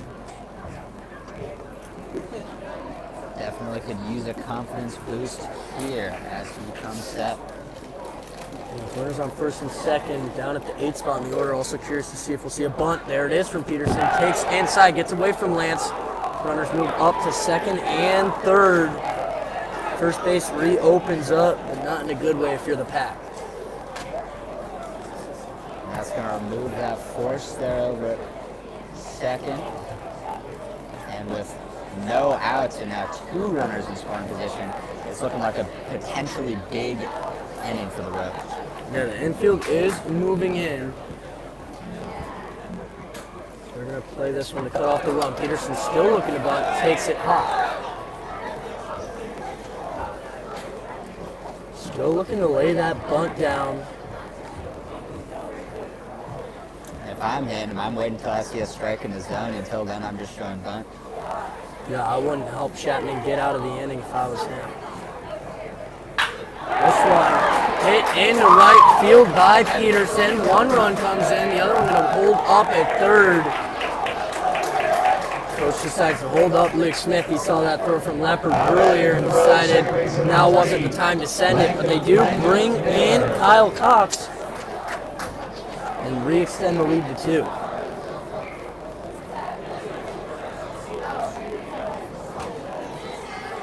It looks like that might do it. That is going to do it for Finn Chapman's day. He comes out here in the top of the 6th as the Pack trail by 2. We're going to take a break here as Mason Lerma, the left-hander, makes his way out to the mound. Prune Packers chasing 2. Got to get out of this inning before they can try and put up some more runs.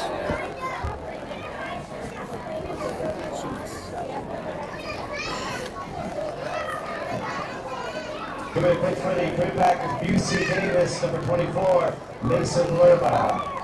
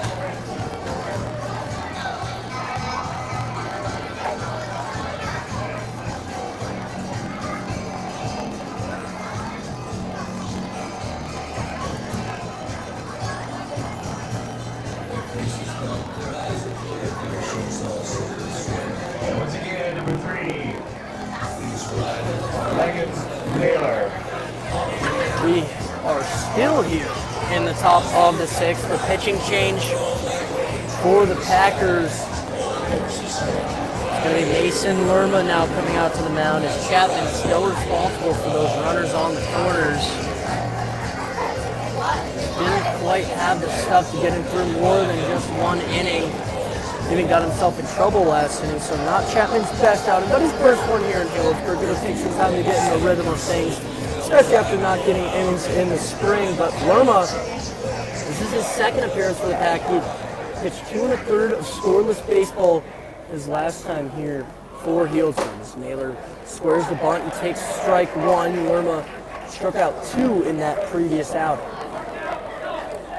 Runners at the corners is a tough situation to come in as a pitcher, but as a lefty, being able to sort of keep an eye on that guy at first from extending. He does take off for second. Lance going to throw it there. Campbell applies the tag, and they get him. Eamon Lance throws out Jack Peterson. And right on cue, as I was talking about it, takes off to second and gets thrown out. And had that been a right-handed pitcher, he might have been able to take that one extra step, that half a step that would have gotten him safe there. Definitely the case, and also to be noted, it was a cold strike, so now after the pitch in the dirt, it's a 1-2 count. Impressive from Lerma. Most left-handers aren't quick enough to the plate when that runner takes off, but Lerma was quick enough for Lance to gun him down at second. Now the infield moves in with one out, trying to keep it to just a 2-run ball game. Lerma misses low and away with the breaking ball.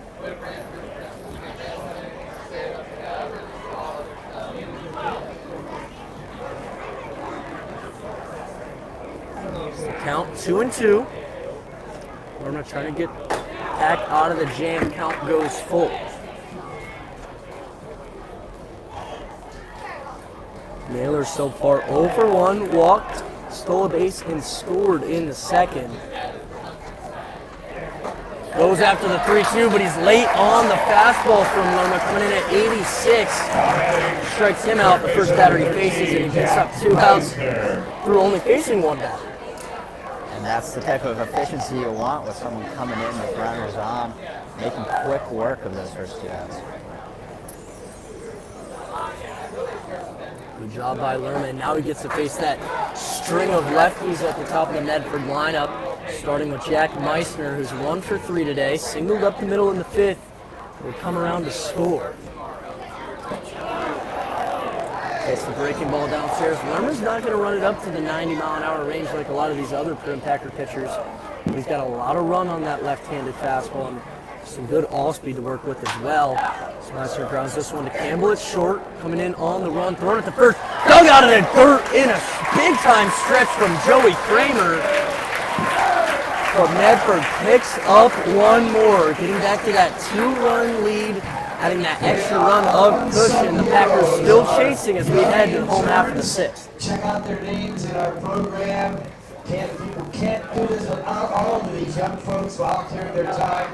Love to have them here. They are spectacular. Our young interns, big round of applause for all you young folks. Good job. Thank you.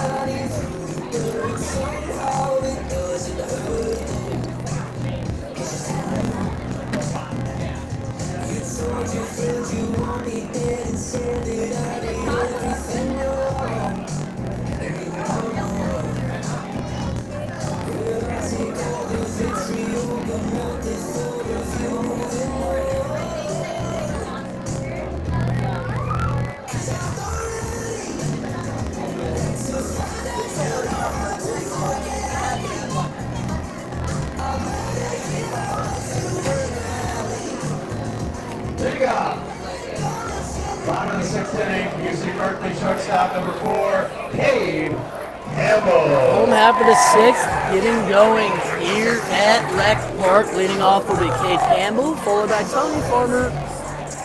Cole Caruso entered earlier for Jonas Salk in that leadoff spot, playing second base.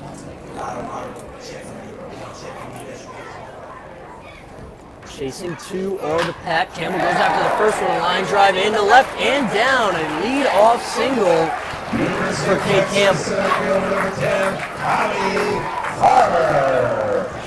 Pack obviously have to work that out for them to catch up here to the hot Menlo Rogues. Not big. But that's the way you want to do it, is gabbing on that first pitch and getting on base. Yeah, sometimes when you fall behind, you want to start to take pitches because you couldn't take getting on base in any fashion. Farmer goes after the first one as well, drives it into center, but hanging up in the air and getting under it is Barrett for the first out of the 6th. As we were talking about, Andy, going after him early can be helpful if you find something to drive, but there we see Farmer going after the first one. It's a little bit under, it doesn't quite work out as well. That's definitely the risk of it right there, taking points. So up comes Cole Caruso. Came in as a pinch runner when Jonas Salk was hit in the back of the head in the 4th. That was the last pitcher that we saw Jackson Muir face, so this will be the 9th batter face now for Gabe Rabbit. His first AB here of the game. You know he's looking to start off strong. Probably looking to be aggressive as well, find something to drive. Doesn't want to waste any time, doesn't want to get comfortable. He wants to go up there and be aggressive, find something to hit, get into that groove. Went 1 for 3 and scored in yesterday's game. Takes that one downstairs, gets ahead 1-0. Campbell over at first. When you're down 2, you got 4 innings of outs to work with. Just getting that one can be important as Campbell dives back safely once again. But if Campbell can be aggressive, just get on. Now it's time to get him over and then get him in. That'll cut into the deficit. That can really help get things moving for the Pack. Caruso drives the 1-0 into left. A sliding, diving, kind of hybrid grab there from Peterson out in left. Gets Caruso for the second one, but man, that one was stung. 97 on the exit velocity. And yeah, you can tell that he thought that maybe had a little bit more height on it, but still able to scramble down and get that out. Yeah, good job there by Peterson in left. Now Campbell still standing at first now with 2 outs, and Alex Leopard at the dish. To have here in this situation in Leopard, one of the better hitters on the Pack. That's what I was going to say. If you're going to pick anybody to be here in this situation, it's going to be Leopard. You can find something into the gap. Campbell will have a chance to score. That right center gap specifically looking pretty open with Barrett shaded into left center. Leopard takes the 1-0. It finds the corner and the count goes even. This is a good game here at Rec Park, Andy. We haven't seen a lot so far this summer. We'd love to see the intensity level grow as this one stays close through the later innings. Oh, definitely. This is likely the most contested game of the season, especially this late into it. I'm excited to see what the Pack got in store. Definitely haven't been trailing this late. 7-2 in the bottom of the 6th. Leopard does a good job staying patient. And Braddock's doing a good job checking on Campbell at first. Game starts to turn into a chess match. The later it gets and the closer it stays. Leopard goes after the 2-1, lifts it. Looks like it might stay in play on the left side in foul territory. Meissner, I think, overran that one, tried to find the fence, and it landed in play, but he couldn't grab it.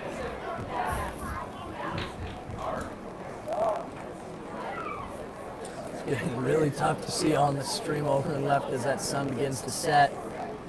Getting closer and closer to what Andy deemed the blind inning. Definitely.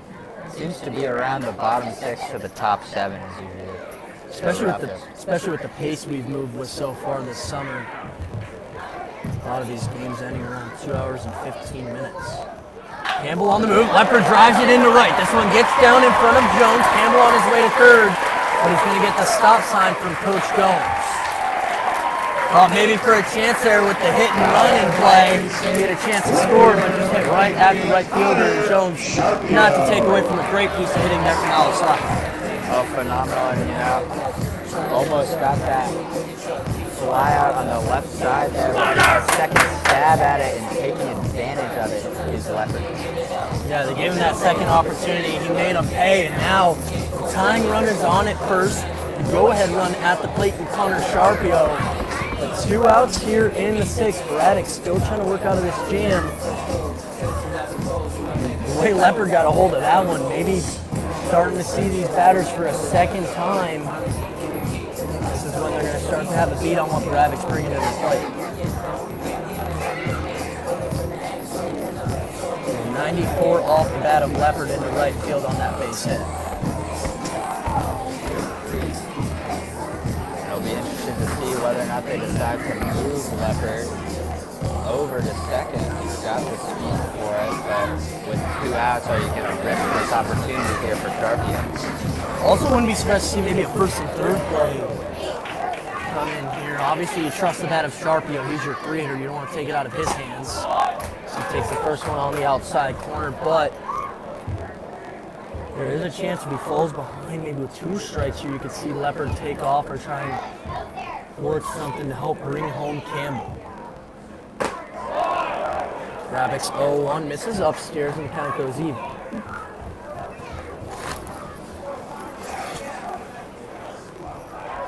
Leopard keeping the lead small at first, doesn't want to draw too much attention. Sharpio grounds this one to the left side, out of the reach of the diving third baseman Meisner. Brings home Cade Campbell, cuts the lead in half. A 4-3 ball game now after the Sharpio RBI single. Chili Kramer. Just a phenomenal piece of hitting there to find the gap there on the left side and grab it around. Exactly, great piece of hitting. Stayed ready to go, and that is going to bring out the coaching staff once again for Medford. They have just seen too much of Barabic at this point. The second time through the order is not going his way, so they're going to make a pitching change. And we're going to step away here in the home half of the 6th. The Packers still chasing one with 2 on and 2 out.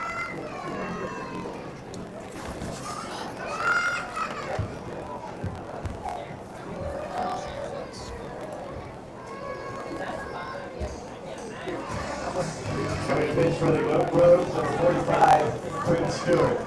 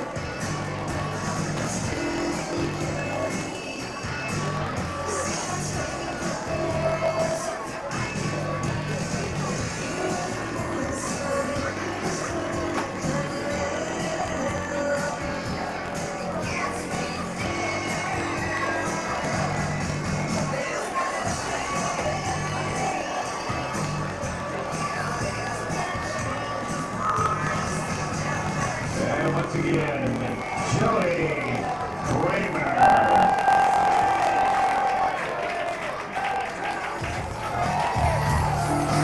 New pitcher for the Rogues is going to be Quinn Stewart out of the University of Hawaii Hilo.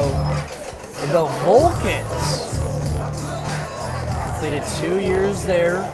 Made 6 appearances his freshman year, only 1 appearance his sophomore season. Already made 7 appearances for the Rogues. Kramer goes after the first one, pops it up on the infield. Smith under it at short and puts it away. So 1 pitch and 1 out for Quinn Stewart. Gets Medford out of the jam, but a run brought in on the RBI single from Connor Sharpio. A 1-run ball game as we head to the 7th. At the end of the 7th inning, drinks and merchandise tables both close at the end of the 7th inning. Last call.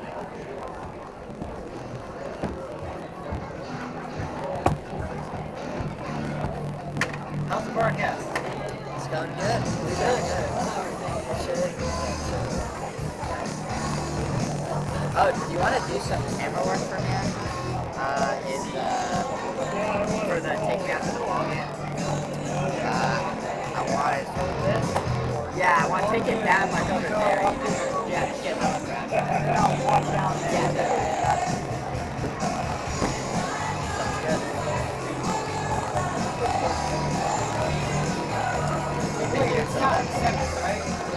It'll be after. Yeah, I'll be after. But yeah. Definitely.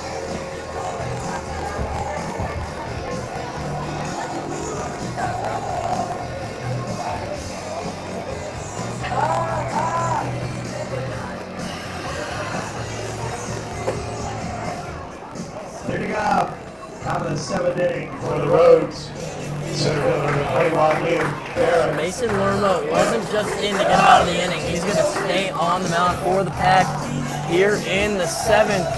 Continue to face these lefties at the top of the lineup for the Rogues. Due up Liam Barrett, Levi Jones, and Cody Ferrante. Barrett 0 for 3 so far today. Medford still leading by 1. It's the off speed. That breaking ball in there for called strike 1.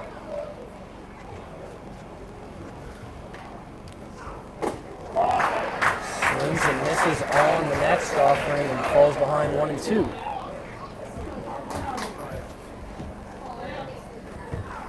Lerma goes right through Barrett. Lance picks it up out of the dirt and gets him at first. That was an efficient strikeout right there, Andy. Moving quickly as Lerman, moving effectively. And definitely after seeing what he was capable of doing, his efficiency getting out of that jam last inning, I was excited to see if he can pull it off here, and it looks like he has. Ooh, that one. Foul ball off the hands of Levi Jones. Yeah, Lerma moving with some pace early on here, Andy. He wants to get going, the UC Davis Aggie. Wasting no time, delivering another here. Uses the slider to get him to swing and miss, moves ahead 0-2. You know, this is the pace that can be beneficial for some pitchers, just really just firing in whenever you're ready. Chops this one down the first base line. Kramer's got to come in on it. He's just going to go ahead and apply the tag to Jones for the second out of the 7th. Number 29, Cody Ferrante.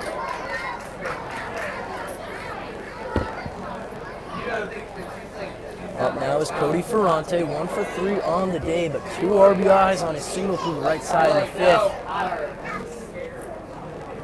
Right now, every run for both sides counts a lot. Lerma's first one in there at the knee, strike 1.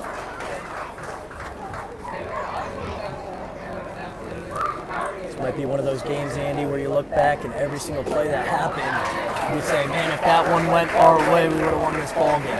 Oh, definitely. There's been a lot of stranded runners on both sides so far in the game, and it really could come down to the last play here. 0-2 from Lerma. Ferrante chops a chopper over to Kramer at first, who takes it himself. So a quick inning there from Mason Lerma. Going to send us to the 7th inning stretch here in Healdsburg. I have to apologize. Normally I would have asked Joe Gilera earlier if he'd be willing to do a little take me out to the ball game, but he still may be ready to do that. I know he is.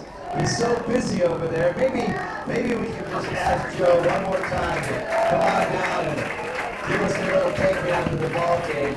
Sorry, Joe. Thank you so much.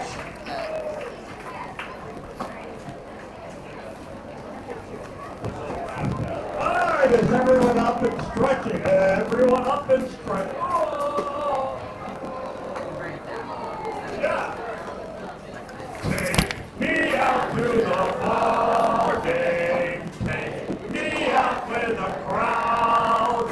Buy me some peanuts and Cracker Jack. I don't care if I ever get back, so we'll root for the Packers. If they don't win, it's a shame. For it's 1, 2, 3 strikes, you're out. The old ball game.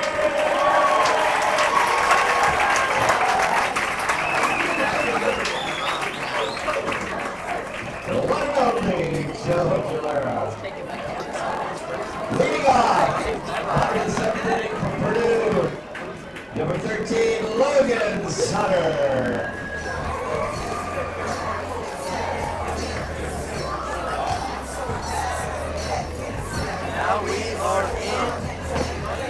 Now we are in the home half of the 7th after taking out to the bowl game here at Rec Park. Leading off is Logan Sutter, taking the first one, a slider way off the outside corner.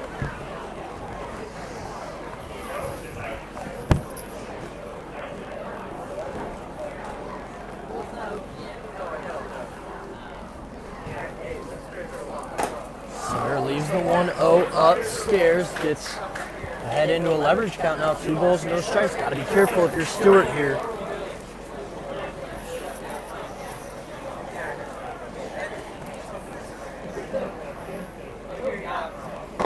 Again, missing the zone to the glove side. Sutter way ahead. 3 balls, no strikes.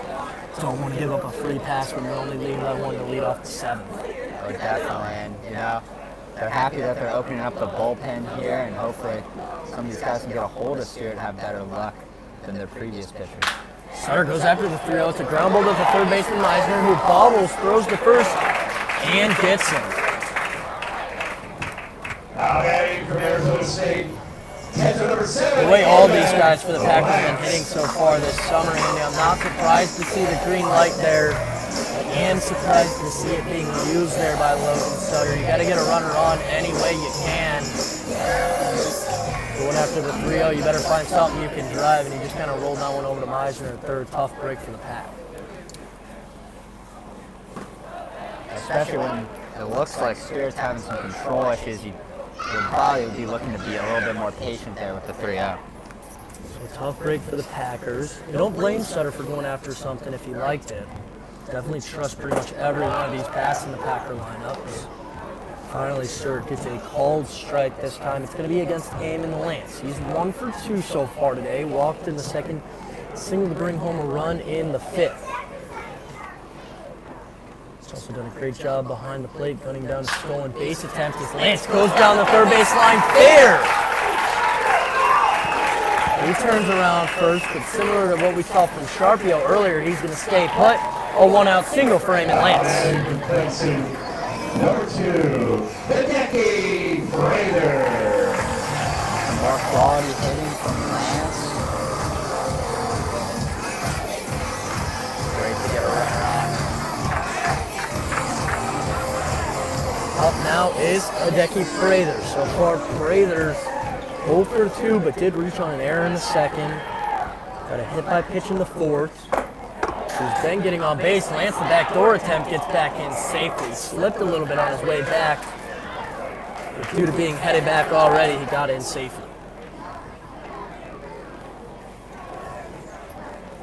That's smart there, Stewart, to keep him honest over there.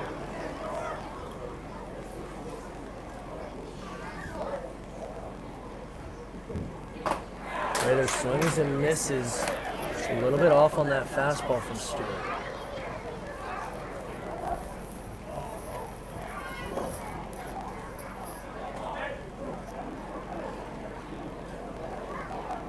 Count 0-2 against Prater. Had a little bit of confusion on what the call was on the back pick to Lance over at first. 0-2, Prater grounds it to the shortstop Smith. Gets it on the high hop. Goes to Naylor at 2nd, who holds on. A fielder's choice. We'll see Hideki Prater reach first. Shortstop number 4, Cade Campbell.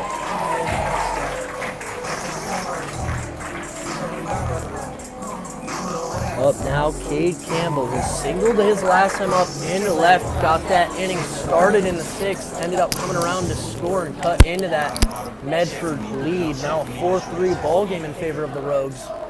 Campbell looking to help bring home one more, tie this one up. Leaves the fastball, called strike 0-1. Upper 80s for Stewart, that one coming in at 89. Let that one eat a little bit. Tying run over at first in Prater. Campbell to go-ahead run at the plate.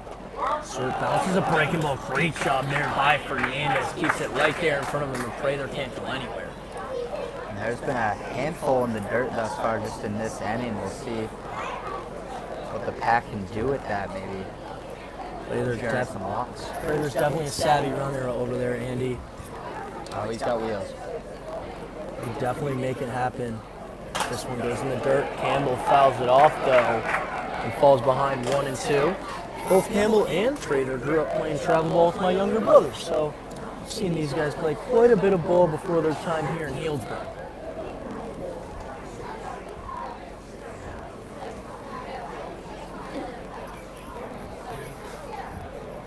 So 22, Prater on the move, in the dirt. There it is, Andy. A stolen base there for Hideki Prater. Timed it perfectly with an off-speed pitch. takes second base. Very important steal there, moves him into scoring position with 2 outs, and really just timed that out perfectly as far as the pace of the at-bat. 1-2 count is a great time to go with 2 outs. Definitely, and the count evens. Naylor's pitch far up the middle, that 4-hole open for Campbell to utilize. Takes the fastball inside. Oh, strike 3 called by the home plate umpire. Good fastball there from Quinn Stewart at 89. That one looked like it could have gone either way, maybe a little bit off the inside of the plate according to our track man here. Nonetheless, still a 4-3 Medford lead as we head to the 8th.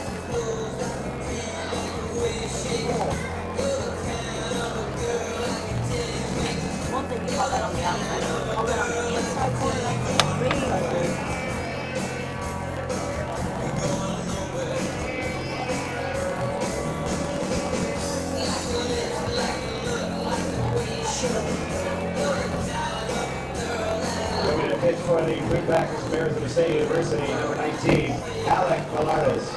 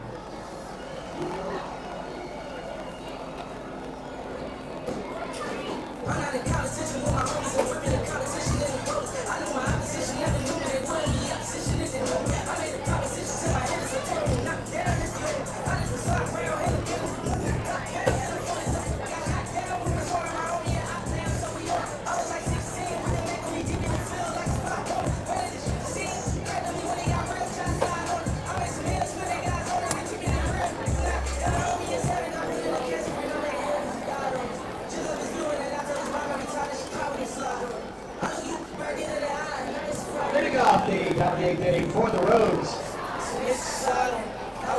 27, Ian Fernandez. We head to the 8th. Just 2 more innings left here in Healdsburg. Medford holding on to that 4-3 lead. As Alec Velardes comes in relief. Mason Lerma, a great 2 innings in relief, gets the Pack out of a jam in the 6th, and then a quick 7th inning. There's just enough for Velardes to come in and face some of the righties in this lineup for the Rogues. It's definitely a good timing for a switch here in Velardes. We'll see what he can do against this part of the order. Yeah, Velardes has been great so far this summer. This is his 5th appearance.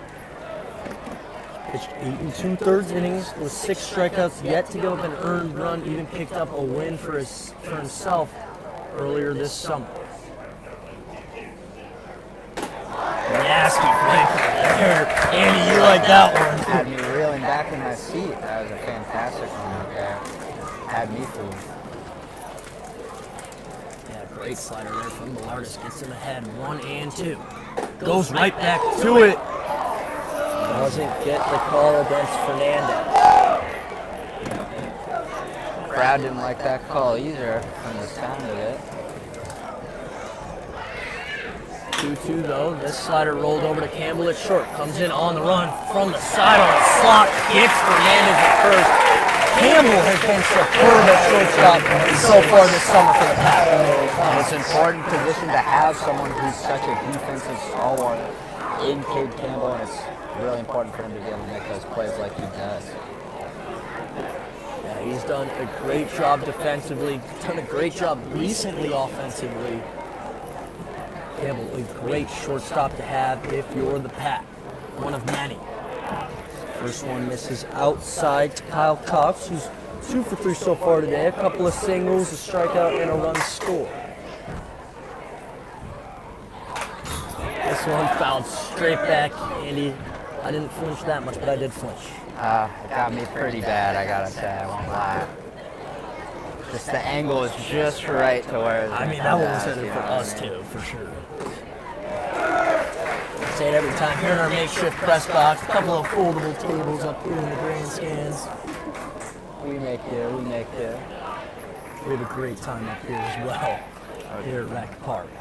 Wants to a nasty slider, gets an ugly swing from Kyle Cox. There's a second out on the inning. You know, there is sort of a benefit to sometimes not always being in the correct spots, being able to feel that crowd energy, especially from a home crowd like the Healdsburg Prune Packers home crowd. Not only feeling the energy, but I think we're starting to feel some tension, some nervous energy from this crowd here.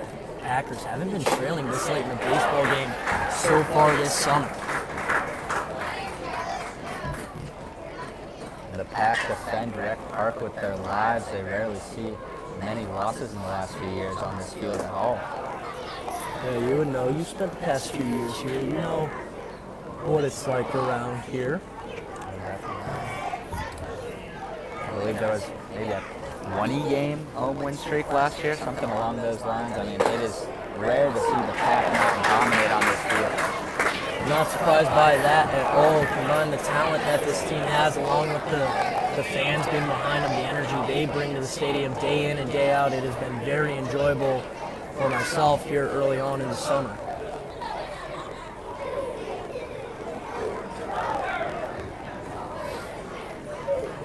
Wednesday night like tonight, everybody behind Ballardus here with the 1-2.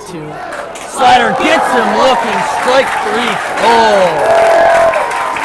We head to the home half of the 8th here at Rec Park. Healdsburg Lumber Company, they've been a staple in Suffolk County since 1875. Fantastic people working Healdsburg Lumber Company. Glad to have them be our featured sponsor tonight since 1875. Got off the field.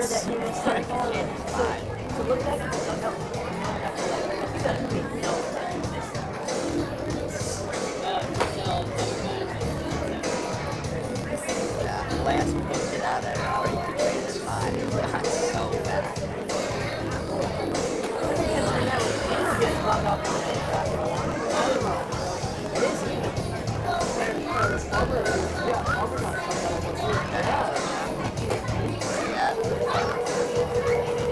Oh, but we think the sales coming in.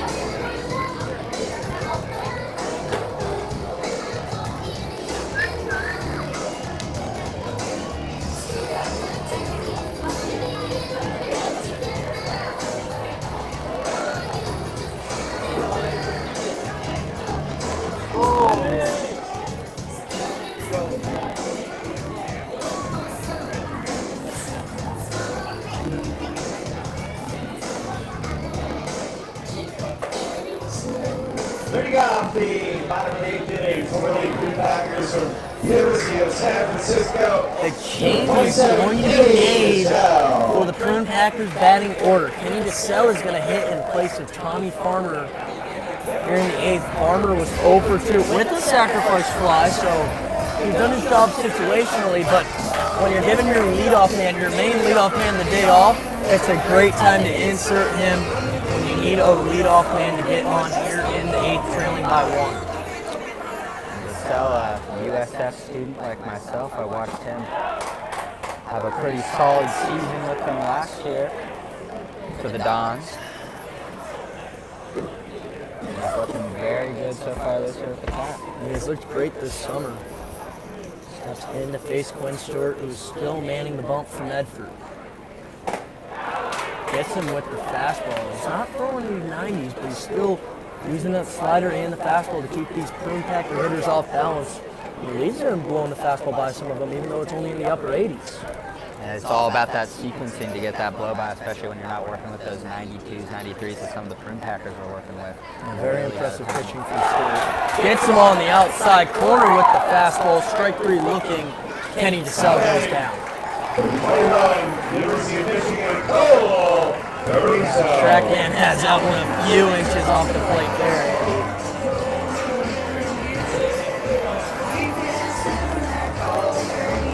So up comes Cole Caruso with 1 out and nobody on. Takes the first one, a slider from Stewart outside.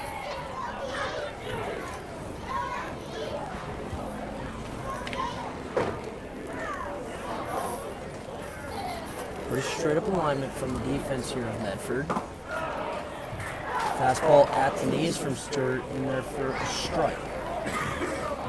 Count is 1-1.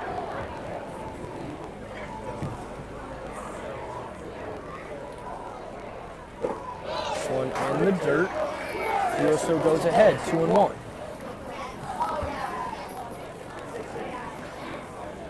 Very important at bat here for the Packers. You'd love to get someone on before you got 2 outs. And you want to get him on with an opportunity to move him over, maybe use a sacrifice. He goes after the 2-1. Count goes even, 2 balls and 2 strikes.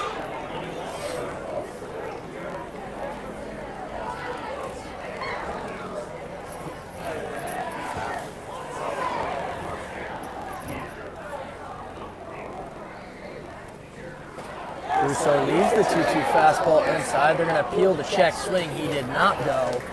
Was pretty confident that he didn't go around there, Andy. Definitely, but no risk. Definitely a good effort at second. Yeah. Full count offering from Stewart. Caruso flushes this one deep to left center. It gets down and off the wall. Caruso on his way to second. A 1-out double in the 8th. That's exactly what the Packers needed there. Hopefully get a late rally going. Now the crowd really getting into it. They were getting into it defensively, obviously backing the Packers here, but now they're really getting into it, really getting excited with that tying run and scoring position. They've got something to be excited about here as well. Alice Leopard comes in. Leopard once again up when you want him up. The lineup is working out perfectly so far today. There's definitely been some great stars aligning, but so far not able to produce too many runs off of it. Hopefully changing the pace here. Leopard leaves the first fastball downstairs. Caruso over at second. A good runner. Also playing middle infield, came in at second base today. Placed Jonas Salk after being hit in the head by a pitch. 1-0 misses low and away, and it is quiet here at Rec Park. Definitely an invested crowd here on Wednesday night. A little bit of an impromptu visit from the shortstop Smith. He's going to talk to Quinn Stewart, make sure he's all set, knows how to attack Leopard here, maybe even not to attack Leopard, maybe avoid him. Some sort of word of advice. Showed it earlier, the second leader in the league in batting average so far this summer. Goes after it. Stewart loves it. Caruso, though, able to make his way to third. The throw does come in. But he's in there safely at third. Leopard moves him out, but Medford picks up their second out of the 8th. All right, Longyear State number 23, Connor Sharpio. Sort of a risky throw there across the diamond to try to get him into third, and a few passes to try to got him by, we could be looking at Pat Hogan right here. That was my exact thought process. There was no chance of getting Caruso. He was jogging pretty much the whole time from second to third. So up now is Sharpio. He brought home the third run and the 6th with a single through the left side. Takes the slider away from Stewart. This is the 9th batter that Stewart has faced. Packers had gotten to Braddock their second time through the order. Almost there against Stewart. Sharpio takes the fastball and the count goes even. You could hear a pin drop right now. Andy, this crowd on the edge of their seats.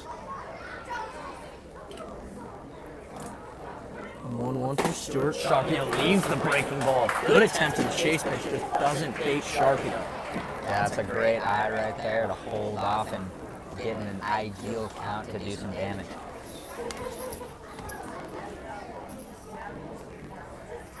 One now from Stewart. Sharpio crushes this one!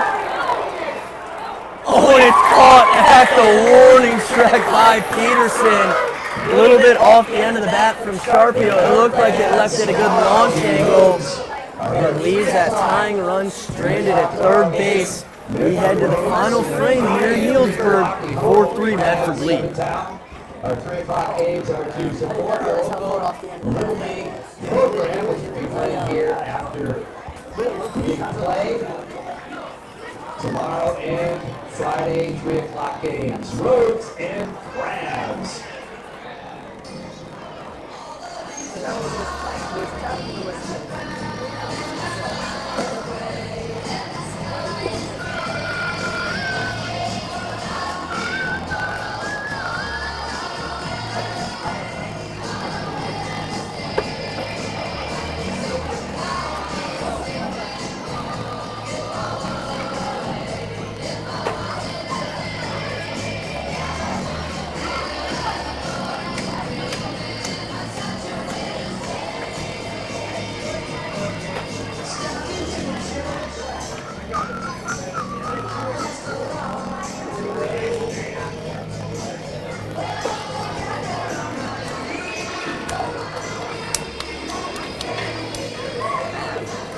Rarely see a bottom of the ninth.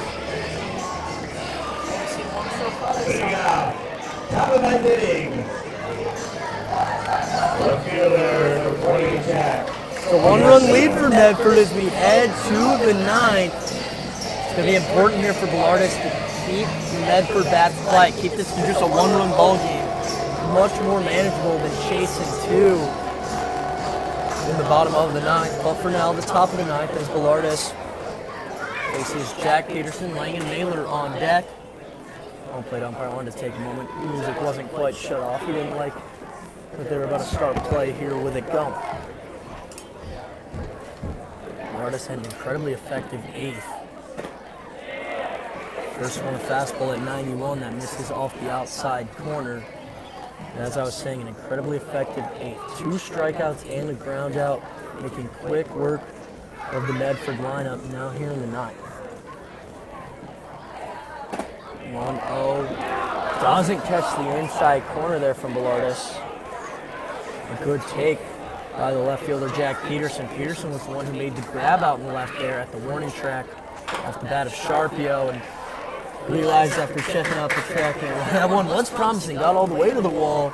Just off the end of the bat of Sharpie, only an 80-mile-an-hour exit velocity, so gave us some false hope there. Oh yeah, I thought off the bat, I thought it'd be at least off the wall, but just not able to make it. Didn't quite get it out of the ballpark. The 2-1 now from Bellardus. Does find the zone, the count goes even.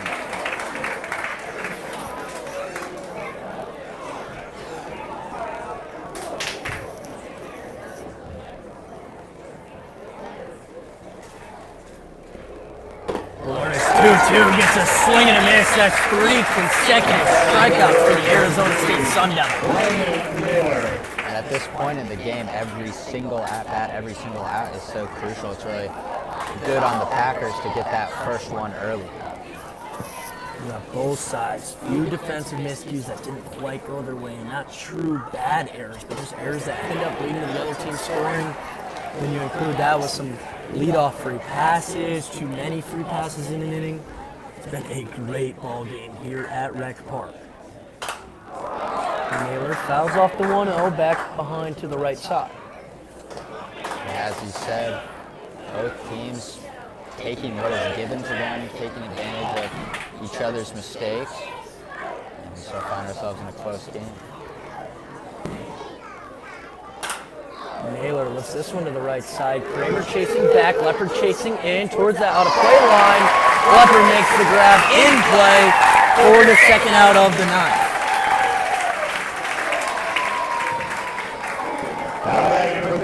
He's been chasing a lot of those today, and we're glad to see him finally get one. Oh, definitely. And since there's less of the field blocked off there, fence or anything that can really sort of free run without worrying about hitting the fence or anything, you can really range out there on that foul side. Definitely a lot of room to work with out there, not afraid of any fences once you get to the outfield grass. First one taken for cold, strike one against Jack Meisner. 1 for 4 so far today. Singled and scored in the 5th. Goes down 0-2, swings and misses at an off-speed pitch there from Bellardus. And Peter loving the sequencing here from Bellardus, I can tell. Oh, definitely. I mean, he's just been such an entertaining pitcher to watch this far. Gets the swing and miss. 4 strikeouts for Bellardus. 93 on the radar gun. The Pack down to their final 3 outs, chasing 1 when we return. Come on. Come on.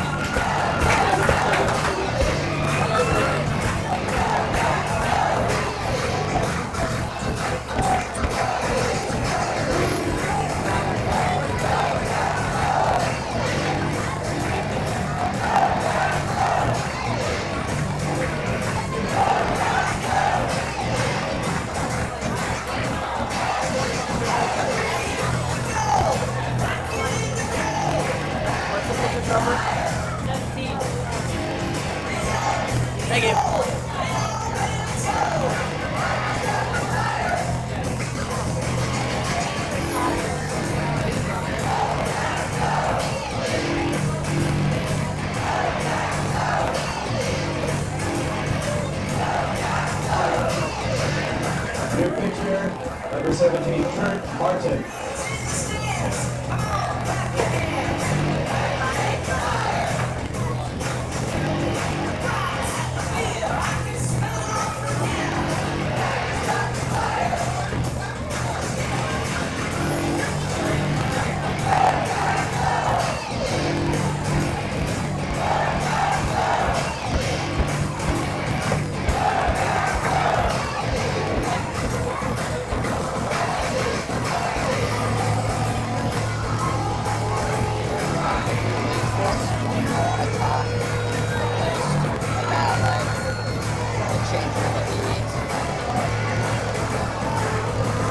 You're saying? Okay, yeah, I agree. I was gonna harp on that and be like, hey, it's a good season. And looking on the bottom of the ninth inning for the Prune Packers, from Washington State, number 6, Joey. 3 outs remain for the Prune Packers. 2 up. Joey Kramer, Logan Sutter, and Eamon Lance. Your 4, 5, 6 hitters, Andy. That's a great place to start. Definitely, especially with a guy like Joey Kramer. I mean, in previous years, one of the league leaders in the college collegiate league, of course, in the PEL and home runs. And really, it could take one swing to tie it up here. So a new pitcher also entering the game here for the Rogues. It's going to be Kurt Martin. Martin spent the spring at UC Riverside where he racked up a bunch of appearances, a bunch of innings, 18 appearances, 9 starts, almost 60 innings pitched. Pounds the zone, 45 strikeouts to 26 walks. First one though, will miss downstairs, no swings, says the first base umpire. And those are some good numbers and indicator of good comfortability on the mound, especially in tight situations such as this. And maybe looking to make this their closer for the year are the Rogues. Kramer crushes the 1-0 deep to left center field. This one going back.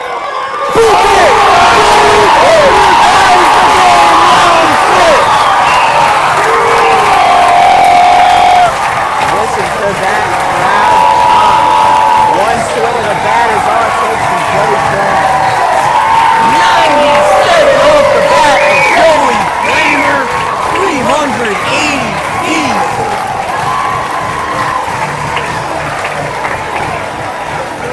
His 7th home run of the summer in just 12 games.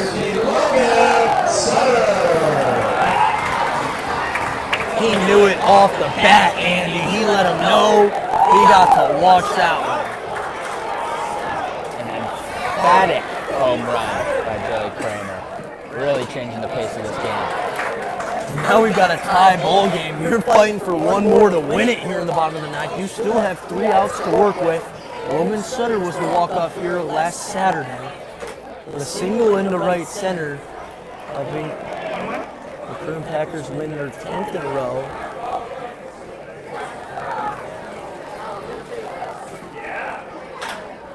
Sutter gets this one to right. Jones was playing pretty far into right center, dives, and that one gets on the ground. The first base umpire all over it. Logan Sutter's in the second with a no-out double.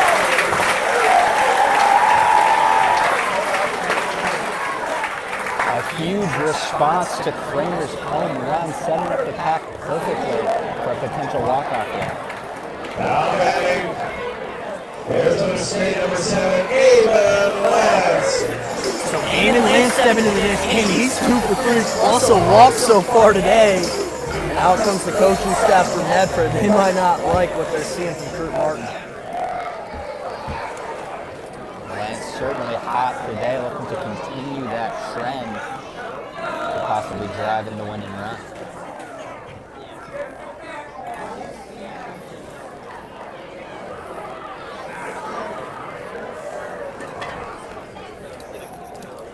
It's like a full infield shot here, getting on the same page defensively. You know, I want to make sure they all understand how to approach that runner and Sutter at second. And also, maybe making this pitcher aware that you have an open first base. You don't need to give any of these hitters anything to hit. That runner on second is the one who matters most. Definitely don't want to be too erratic, especially after giving up a run. Pitchers can tend to get a little shaken up, trying different things, but really just got to stick to your guns here. hope to get results. And also trying to kind of calm down his pitcher and his defense, make sure they're ready to go.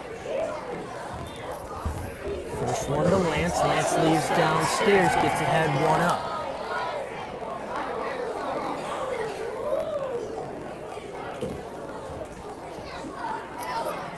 We're seeing how the Packers act when their backs are against the wall.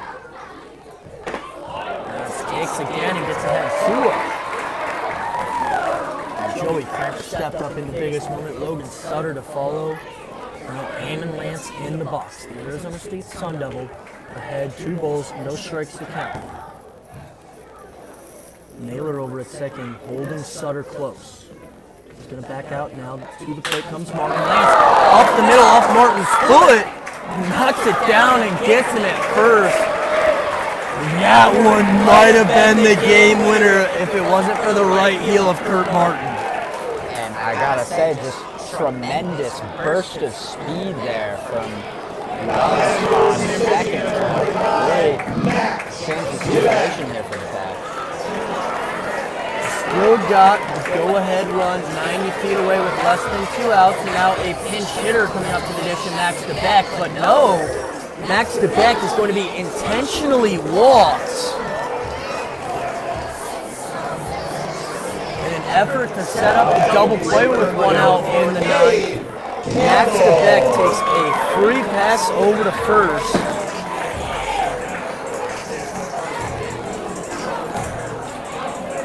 I gotta say, I like the call by the Rogues. So first in the tail end of the Packers lineup, why not just walk a guy, hopefully get that 2-out double play.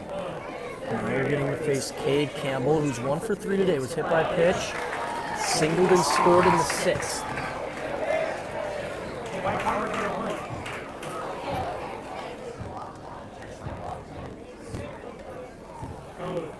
Trying to set up that double play, the middle infield playing that double play depth. This one in the dirt, DeBeck gets a good read on it, he's going to take second base. Now I wonder if they're going to intentionally walk Campbell. It looks like the coach is going to come out and do the same. So Cade Campbell now going to get an intentional walk to the Max DeBeck, making a great dirt ball read. Yeah, that was a fantastic read and forcing the second intentional walk here, but now really they can go anywhere with it, and that's including home, so no guarantees on the ball to the ground. And it brings up Kenny DeSalle.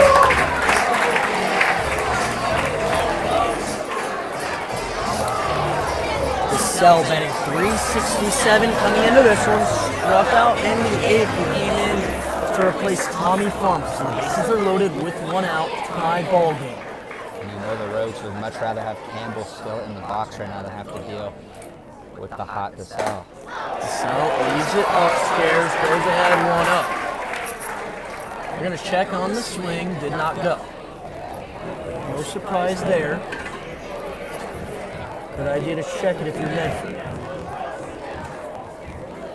Middle infield still playing back, looking for that double play ball. It's not going to be easy to turn against DeSalle. Corners are in. This one hits Eddie DeSalle! He is going to bring in the go-ahead run! Walk off, hit by pitch. It sends the Prune Packers to 12-0. What a unique ending to such a tightly contested game. But the Pack in such an ideal situation, they're able to just walk that final 90 in. And hit by pitches were a theme of the day. 3 in the 4th inning. Now we see one win it for the Pack. But they did a great job dealing with some adversity today, playing from behind and extending their winning streak to open the season. What did you like that you saw here in PEL play? Well, to be honest with you, Griff, I loved everything. I mean, both teams looked fantastic. Both teams brought their all. And I'm excited to see how the rest of this series goes. Clearly, either team could take the last game here, so it's going to be really exciting to see how it continues. But as you mentioned, the kryptonite for the Rogues was definitely those unfortunate hit by pitch, and it ended up costing them quite a bit off the 2 intentional walks at the end of the game. Yeah, an unfortunate finish to this one if you're Medford, but the Prune Packers continue their undefeated streak to start the season. Great to see if you're a Prune Packer fan, and great to see that the Pacific Empire League is going to be bringing some good competition this summer. No games are going to be easy to win. It's going to be a great summer with competitive baseball. Oh, definitely. And I mean, if you're comparing what the Packers competition is compared to the end of the CCL, their CCL stint, those last 3 years, 3-time champions, 80% win rates all those years. I mean, that's utter dominance. And, you know, you're excited to see what they're going to be able to do against this higher level competition. Yeah, Medford kept it close in game 1. The Pack pulled away. Tonight, the Pack win it in 9 innings on a walk-off hit by pitch by Kenny DeSalle. Extend their winning streak to start the season to 12 games. A 12-0 start for your Healdsburg Prune Packers. Thank you so much for tuning into the Prune Packers YouTube channel. Signing off here on behalf of myself, Griffin Snyder, my partner, Andy Campbell.